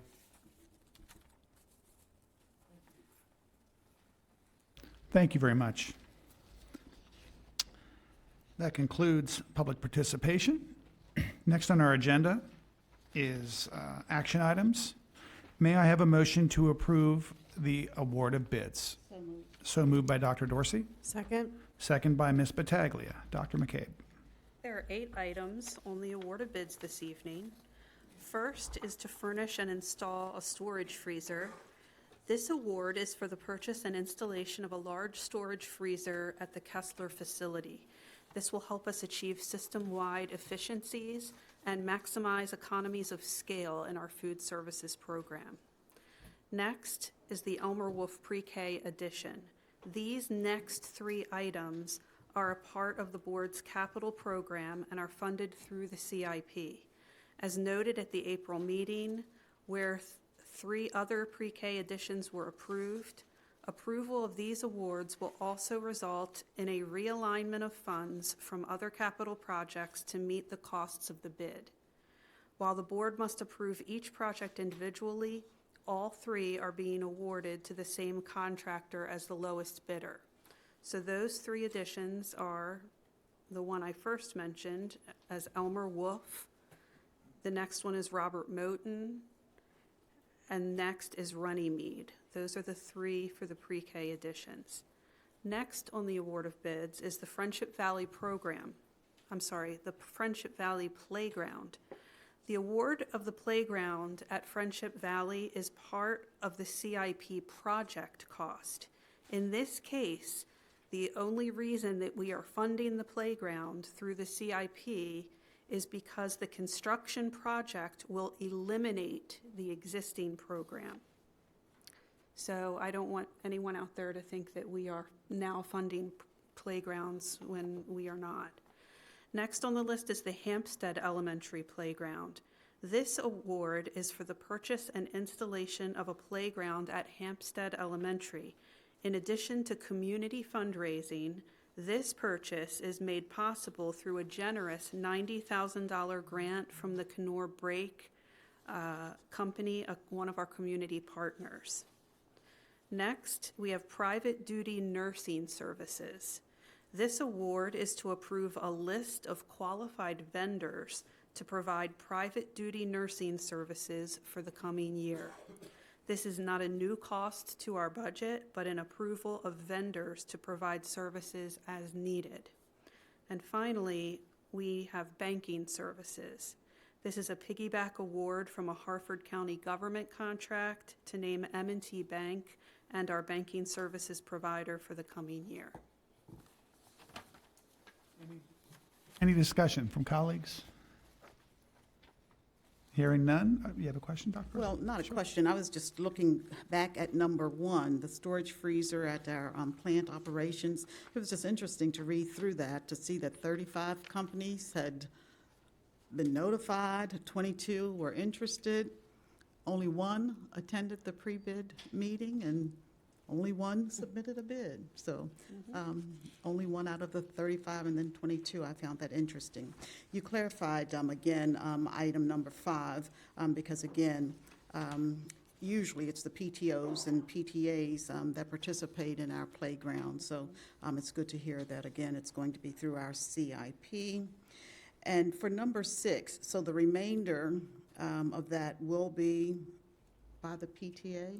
Correct. Okay. Through fundraising from the PTA. Okay. Okay, those were the only couple of comments I wanted to make. Great. Yeah, the efforts to try to get things funded through bond initiatives down in Annapolis this past session were challenging. The budget issues were very tough down there. But, okay, any other questions or comments? If not, I call the question. All those in favor say aye.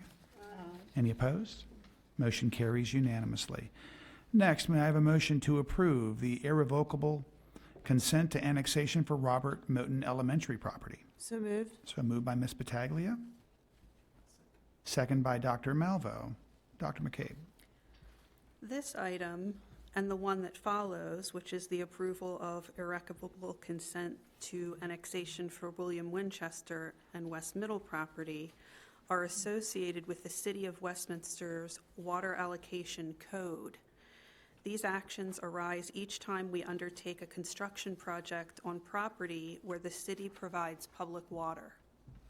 In the past few years, these approvals have come before the board for action. These approvals are the final steps in this process for the pre-K additions at Robert Moten and then for the next item, William Winchester. Any questions or comments? Hearing none. All those in favor say aye. Aye. All those opposed? Motion carries unanimously. Next, may I have a motion to approve the irrevocable consent to annexation for William Winchester and West Middle property? So moved. So moved by Dr. Dorsey. I'll second. Who seconds? Ms. Well, Battaglia? actually, Oh, Ms. Zimmer, I apologize, I missed that. Okay, Dr. McCabe, would you like to add anything more? No, that's it. No? Any questions or comments on this motion? I'll call the question. All those in favor say aye. Aye. Any opposed? Motion passes unanimously. Next, may I have a motion to approve the 2026-2027 Special Education Staffing Plan? So moved by Dr. Malvo, I'll second. Nope, go ahead, Dr. Dorsey. seconded by Dr. Dorsey. Dr. McCabe. State board regulations require each Maryland school system to have a special education staffing plan based on certain elements. The plan, once approved, is submitted to the Maryland State Department of Education. Ms. Whittle is here for questions or any discussion. Any questions from board members? Dr. Malvo, the floor is yours.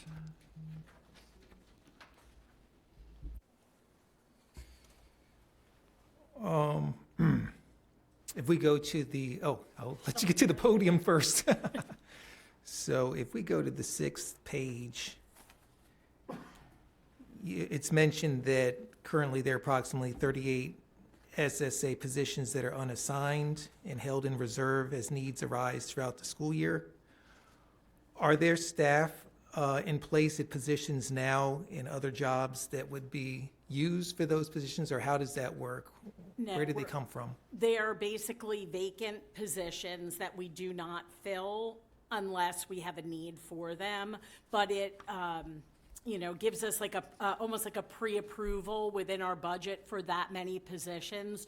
We probably over the summer get a good 25 students that move in that have significant needs that are already written in their IEPs. That gives us a little bit of latitude on those students. So we kind of always stay right around that amount.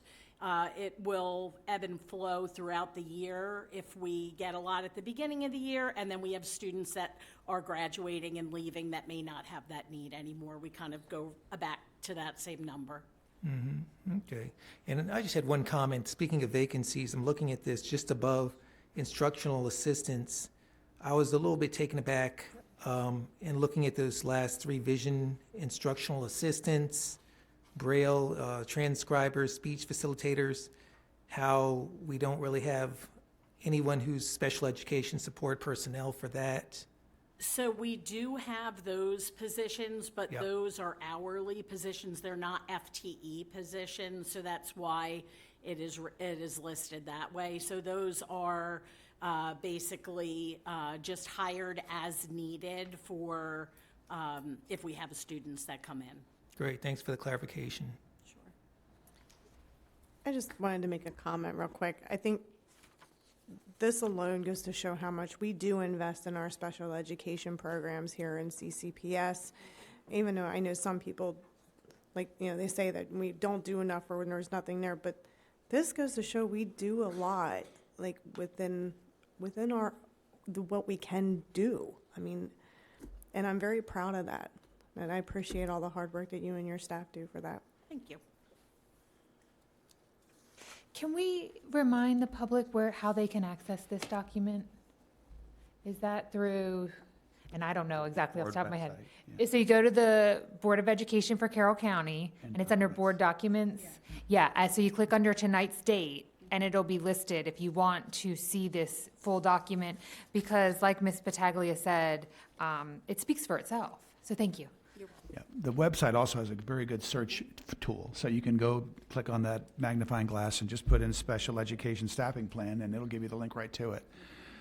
But again, I understand there are hiccups and there are concerns and there are issues, and they're very easy to parade in a speech about how something goes wrong. But again, Ms. Whittle, I wish people were there at your event last week. Me too. It was wonderful. I wish people could hear from our parents and even our students, right? There were several students that got up and read to our educators just how much of an impact they make in their lives. And I'm so grateful for you and your team and every special educator and support professional we have in our system. You do amazing things with so little. So thank you for this. Thank you. Okay, if there's no other comments or questions, I'll call the question. All those in favor say aye. Aye. Any opposed? Motion carries unanimously. Next, may I have a motion to approve our transportation services reimbursement formula for fiscal year 2027? So moved. So moved by Ms. Battaglia. I'll second. Second by Dr. Dorsey. Dr. McCabe. Each year in May or June, we bring the transportation reimbursement formula to the board for approval for the next fiscal year. The reimbursement formula is the plan we use to pay our independent bus contractors over the course of each school year. It has several components, including a per-vehicle allotment for the purchase of the bus, a driver and assistant salary component, a mileage component for maintenance and fuel, and an administrative allotment for contractor operation costs. The reimbursement formula, as recommended, is already incorporated into the FY27 operating budget. Questions? Questions from colleagues? Ms. Zimmer. Mr. O'Neill, can you just explain how this year's increase of 3% aligns with previous years? Sure. We are proposing a 3% increase. You mean on the salary portion? And sort of the last, I guess, 5 recent years, that salary increase as part of the formula was 5% in fiscal '26, 7% in fiscal '25, 3% in both fiscal '24 and fiscal '23, and 7% in fiscal '22. We conducted a joint committee with our Contractors Association, or representatives of our Contractors Association 6 or 7 years ago, Mike, in 2021, and produced a report for the Board of Ed at that time. And as part of that report, we requested some improvements to lots of portions of the formula over time. But one of those recommendations from the committee was that we set at least a floor of 3%, that we aim to have at least a 3% increase to the salary component in any given year.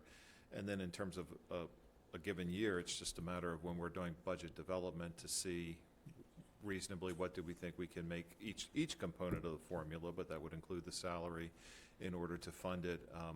When we have our budget sessions, our work sessions and so forth, we tend to talk about this as one aspect of overall inflationary increases to the budget. Okay, thank you. Dr. Malva? Yes. If you can answer this. The second to last page on this report, transportation services reimbursement formula, it's consistent that special ed buses are more costly to operate than the regular school buses. Could you maybe tell us a little bit why, or what are the factors as to the special ed buses being, maybe per pupil, Sure. what might be the difference? I might be able to, Dr. Malvo, but I know that Mr. Hardesty absolutely. Mr. Hardesty, okay. Good evening, board members, Superintendent McCabe. Special needs buses are generally more costly. Number one, they have an assistant on board in addition to the driver. Secondarily, the construction of a bus that transports special needs students includes a lift gate, and also includes track seating so that we can manipulate the seats in such a way as necessary depending on the disability level of the students.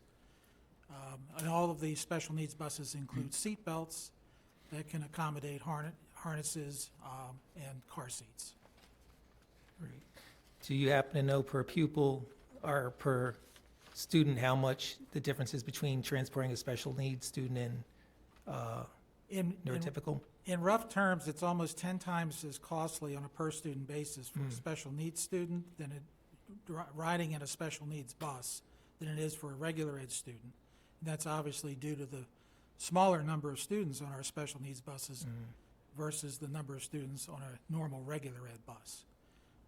Special needs buses also travel greater distances. We have 16 or 17 buses that go out of county every day to Baltimore, to Frederick, to Howard County, long distances, and they also travel more than 180 days to those non-public facilities. Our in-county special needs buses have multiple schools on them, and they are also mostly longer bus routes, exceeding our 6-hour and 80-mile minimum that we have on all school buses. Okay, thank you for your full response. Yeah, I remember 2013, 2014, I was actually I drove a special needs bus while awaiting my teaching certification, my credentials for Teach for America. And it is a very expensive, special needs buses are much more expensive to operate because of the assistant and the lift and the fewer students and the excessive amount of miles. You drive an extensive amount of miles to bring students to school.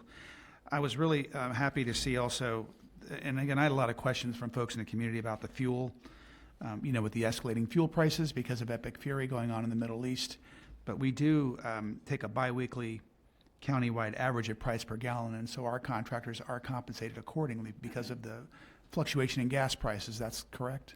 That is correct. Yeah. We do a survey every other Monday, and then contractors are paid every 2 weeks. Right. So they're 2 weeks behind, but they will catch up, and actually as prices fall, they'll have one payment that'll actually make up for what they've lost in the first payment.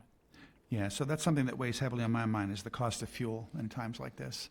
And again, I do appreciate the efforts of staff to, try to increase the salaries over time. But we are getting a lot of emails lately from from drivers asking about that. So again, I appreciate the explanation about the history of increases for our drivers, John. I wanted to address, you brought up fuel, and there was an article in the Sun or the Times today about the impact of the increase of fuel. And Michael, I need Mike to know that I'm right. I need to go back. I'm the person that responded to the reporter, and I either didn't respond correctly or misunderstood the question, or perhaps there was some confusion the opposite way, because that article shows us as having a much higher increase to date than other counties, other school systems, and that wasn't what I meant to convey. I gave her a number of being about if diesel prices hold where they are at about $5.50 a gallon, we would view that as about a 350,000 unexpected increase from the beginning of the conflict to the end of the year. Correct. But other counties, the way the article read, other counties gave sort of an interim amount of time, and so their numbers appear much lower than ours. I think our numbers are pretty consistent with the other counties because Right. there was some confusion in the translation there. Yeah, but I just want the public to know that we are trying to take care of our bus contractors as prices go up and down, because again, I'm getting comments, not just from bus drivers, but also people from the public. So are there any other questions or comments about this issue? All right, if not, I'll call the question. All those in favor, say aye. Aye. Any opposed? Motion carries unanimously. Next, may I have a motion to approve the appointments? So moved. So moved by Dr. Dorsey, And I will second. second by Ms. Battaglia. Dr. McCabe. I have 5 recommended appointments for you this evening. The first is Kristen Crowder, school psychologist intern in Howard County Public Schools, to school psychologist in student services, effective August 1st. Next, Maureen Gardner, assistant principal at Linton Springs, to acting principal, Linton Springs Elementary, and this is retroactive. Next, Todd Hicks, assistant principal at Century High School, to acting principal, Gateway Crossroads School. Next, Amy Sanders, advanced academics teacher, half-time at Linton and half-time at Eldersburg, to acting assistant principal at Linton Springs Elementary. This one is also retroactive. And finally, Lois Tiffany, assistant principal at Manchester Valley High School, to principal, career and technology center. Any questions by colleagues, comments? If not, I'll call the question. All those in favor say aye. Aye. Any opposed? Motion carries unanimously. Next, may I have a motion to approve personnel action items? So moved. So moved by Dr. Dorsey, I'll second. Kristen, second go by ahead. Ms. Zimmer. Dr. McCabe.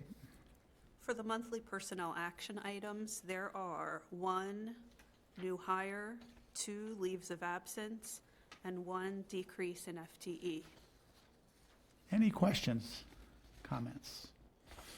If not, all those in favor say aye. All those opposed say.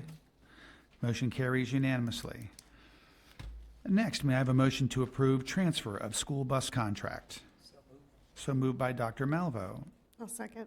second by Ms. Battaglia. Dr. McCabe. This is for the transfer of 1 bus route between 2 of our independent bus contractors. I would like to note that this transfer reflects the retirement of Mrs. Linda Rill, owner of Beaver Run Bus Service Incorporated. Mrs. Rill and her late husband served as contractors and drivers for our system for 54 years.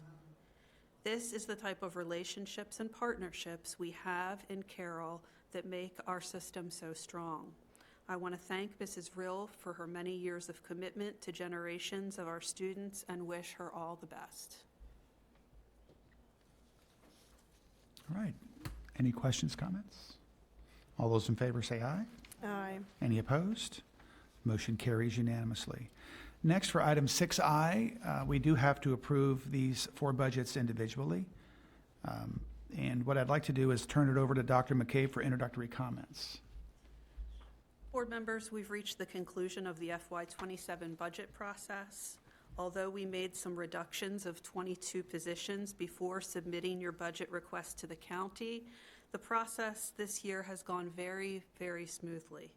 We noted at our joint meeting with the commissioners on April 23rd, which was just a couple of days after they released their proposed FY27 budget, that they had fully funded the board's request as submitted. This included the request for $14 million in additional ongoing revenue and $5 million in one-time funds for facility maintenance and technology replacements. I know that we thanked the commissioners at the joint meeting, but this is a final opportunity to again offer to the public our gratitude for their efforts. I want to thank the commissioners for their unanimous support of our request, not only of the funding level, but the commitment to our schools that it reflects. As you know, by education law, you must approve the budget in a specific manner. We will need separate motions and approvals of the operating budget by major categorical totals, the debt service fund budget, the food services fund budget, and the final CIP project totals. So after the initial board motions, I'll have a description for each. Sure. Thank you, Dr. McCabe. May I have a motion to approve the operating budget by major categorical totals? So moved. So moved by Dr. Dorsey. I'll second. Second by Ms. Battaglia. Dr. McCabe. We tend to discuss the budget throughout the process in terms of overall revenues and expenditures, how we intend to spend revenues we are requesting on specific items, or in recent years, the ways in which Blueprint dictates how we must spend our funds. However, even after Blueprint, state education law still requires that both the Board of Education and the Board of County Commissioners must approve the budget divided into the major categories defined in the law. Staff is showing the categorical totals on the screen for you. Any questions or comments by colleagues? Ms. Zimmer. I just wanted to echo my gratitude to the commissioners for fully funding this budget. And just a reminder, because they did so, the items that were at risk of being cut were all major: high school sports, elementary musical program, outdoor school, cutting one of the runs of school buses, teachers. There were tremendous amount of cuts that we did not have to make, that the public all came out. There was an outpour, like a cry out about the idea of us having to cut these items. And it's because the commissioners fully funded our budget that we don't have to make those cuts. So I hope that the public remembers how upset we were a couple months ago, how grateful that we should be now because that they funded our budget. And again, when I shared my report, I too shared gratitude to the commissioners for funding our budget. And again, I sense a real partnership that they're really interested in having with us. So again, we're very grateful. All right, any other comments? All right, I'll call the question. All those in favor of approving the operating budget, say aye. Aye. Any opposed? Motion carries unanimously. Next, may I have a motion to approve the debt service fund budget? So moved by Dr. Malvo. Second. Second by Ms. Battaglia. Dr. McCabe. State law also requires that you approve the debt service fund budget. The Board of Ed has no control over this amount, as it is the amount of money that the county will expend of school construction debt. Nevertheless, you must approve this amount as determined by the county as one of your budget actions. Any questions or comments by colleagues? This is something I track, debt borrowing, and again, not much we can do to it, but our borrowing and our debt service compared to our overall budget's not that bad. It's pretty good from a financial spreadsheet perspective. All right, no other comments. I'll call the questions. All those in favor say aye. Aye. Any opposed? Hearing none, motion carries unanimously. Next, may I have a motion to approve the food service fund budget? So moved. So moved by Dr. Dorsey. Second. Second by Ms. Battaglia. Dr. McCabe. You must also approve the food services fund budget. As you know, our food services program is a self-funded budget reflecting planned program expenditures and anticipated revenue from meal sales and federal reimbursements. Any questions or comments? Hearing none, all those in favor say aye. Aye. Any opposed? Motion carries unanimously. And finally, may I have a motion to approve the final CIP project totals? So moved. So moved by Dr. Malvo, or Dr. Dorsey, I apologize. I'll second. Second by Ms. Battaglia. Dr. McCabe. In October every year, you submit your CIP plan to both the county and the state, which includes your FY27 funding request. Once you submit your request in October, it is subject to the local county budget process with the commissioners and the state capital budget process in the General Assembly. The outcomes of those two processes often results in some final adjustments to the project totals for capital projects. Therefore, we bring final project totals to you in May for your formal approval. Any questions or comments? Hearing none, all those in favor say aye. Aye. Any opposed? Motion carries unanimously. And finally, may I have a motion to approve the quitclaim deed of add-on with Hemalatha LLC? So moved by Dr. Malvo. I'll second. Second by Ms. Battaglia. Dr. McCabe. I am recommending that you agree to a quitclaim deed of a small piece of land at the Century High School property. The land is required by an adjacent landowner to satisfy water service access requirements with the county. The land that is part of this quitclaim deed is not used or needed for any school or system purpose at Century High. Any questions? 0.034 acres. And again, it was interesting that it really wasn't included in either of the titles, so. I think we've spent more on paper and attorneys than what .034 acres might be worth. Yeah, as small as it is, it's well sought after. That piece of land, that strip, they call it almost. Yeah. Yeah, okay. Any other comments? If not, all those in favor say aye. Aye. Any opposed? Motion carries unanimously. Thank you. So that concludes our actions. What I'd like to move to now is our discussion. Proposed 2026-2035 Educational Facilities Master Plan. Dr. McCabe. And just as we conclude the FY27 budget adoption this evening, we also immediately begin the planning process for the next CIP. That planning begins when we present the revised Educational Facilities Master Plan each May. Following your discussion in May, the EFMP is released for a month of public feedback before it returns for your final approval in June. The EFMP is a capital planning document which includes the board's policies and guidelines for school facilities, updated enrollment projections, our facilities' ages and conditions, our relocatable classroom plan, and our school modernization priorities based on our Facilities Condition Index, also known as the FCI. The revised version submitted for discussion is highlighted in yellow to bring attention to substantive changes from last year. There are two important revisions I wanted to highlight for you. First, based on an additional year of updated enrollment projects, we are recommending the removal of the Freedom Elementary and Sykesville Middle additions. Secondly, based on existing pre-K enrollment when compared to our initial phase of constructing 10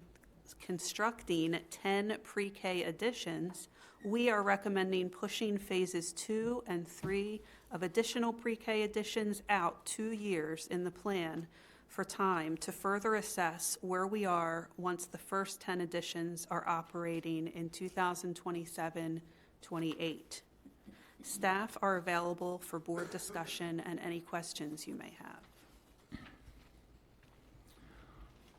Comments, questions? Again, high on the list is Liberty High School. Understand that, and I appreciate the recommendation for Sykesville and Freedom, although we still have the nagging question for Freedom Elementary on pre-K. We don't have any pre-K classrooms at Freedom. So, to meet the blueprint mandate, make sure that our students are accommodated, those are things that we probably should think about and talk about over the coming months. But those are just some of the major things on my mind. And this is always such a thorough report. So thank you for all of this information. Yeah, again, this is one of the most important documents we get every year, and I really hope the public digs into this document. This CFMP is extremely thorough, and it really helps us focus on what schools should be modernized or replaced or rebuilt or whatever, one before the other. And the key thing, of course, moving forward is enrollment figures and enrollment projections. That really plays into it. And again, thanks to our commissioners across the street for their commitment to helping fund a portion of this major expense every year. So, Real quick, Mr. O'Neill, can you please explain to the public the difference between the state-rated capacity and the functional capacity? Because that is something we see a lot of chatter on and a lot of times regarding space usage in our schools. State-rated capacity is the state agency that oversees public school construction. It's called the IAC, or the Interagency Commission on School Construction. That is their approach to developing a funding formula by which they participate. In Carroll County's case, what we call functional capacity is the term we use for one form of a local capacity, and we apply a functional capacity to our middle schools. And that is in part based on the fact that many years ago, I think when we were in a period of rapid growth as a county, the county's adequate public facility ordinance incorporated into county ordinance how they approach requests for permits includes looking at state-rated capacity for elementary and high schools and functional capacity for middle schools. In our case, functional capacity is designed to better capture how utilized one of our middle schools is based on the fact that we use a team approach to educating middle school students. The state's state-rated capacity, when applied to a middle school, would be more akin to like kind of the old times when middle schools were more like junior high schools. And that's not really, I don't think that's the case in any county anymore in Maryland, but it's certainly not the case in Carroll County. Thank you for that, because I know we hear a lot of times like, oh, whether student population has dropped, but that doesn't necessarily mean we have like classrooms just sitting empty in our schools whatsoever. Right. Every space is used. And yes. And to reduce how a school's being utilized solely to those reports, whether it's state-rated or functional capacity, is not always or frequently even an accurate portrayal of how a building's being used.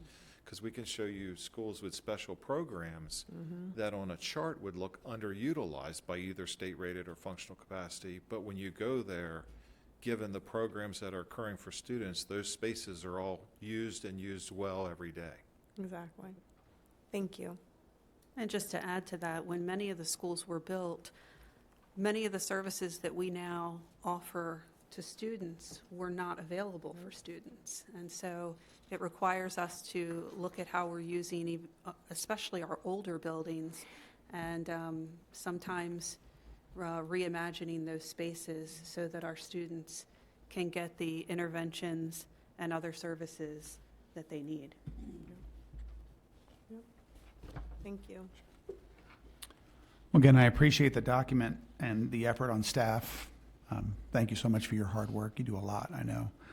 But it's a very, very important document. Thank you.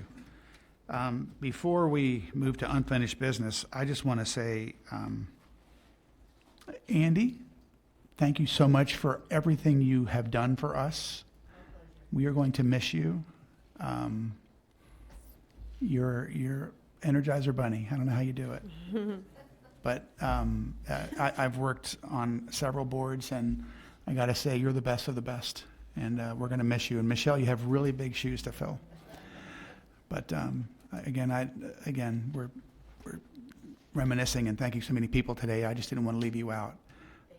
Thank you. Any colleagues you want to say anything, or we've already said our comments earlier to you today, but I thought it was important to say it here on air.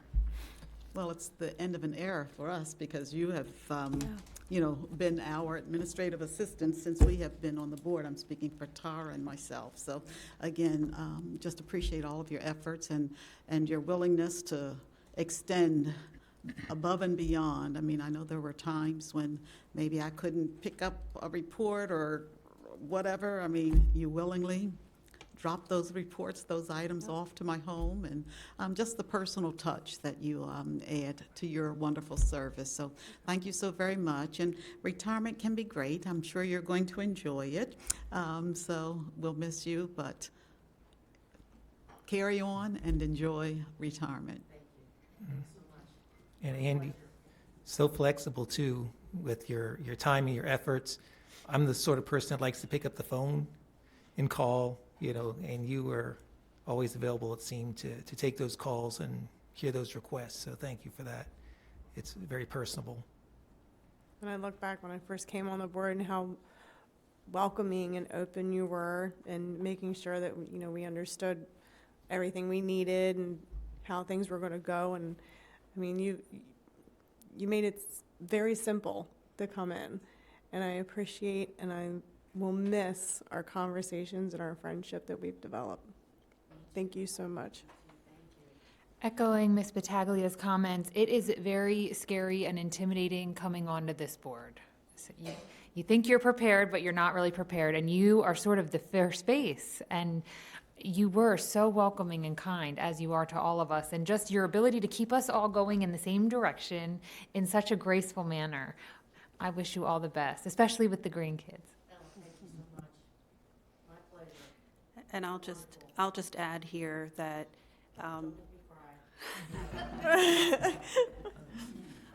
I think that you very much contributed to my sense of confidence in coming into the position as superintendent. You've always been there, and most times when I reach out and say, "Hey, Andy, can you?"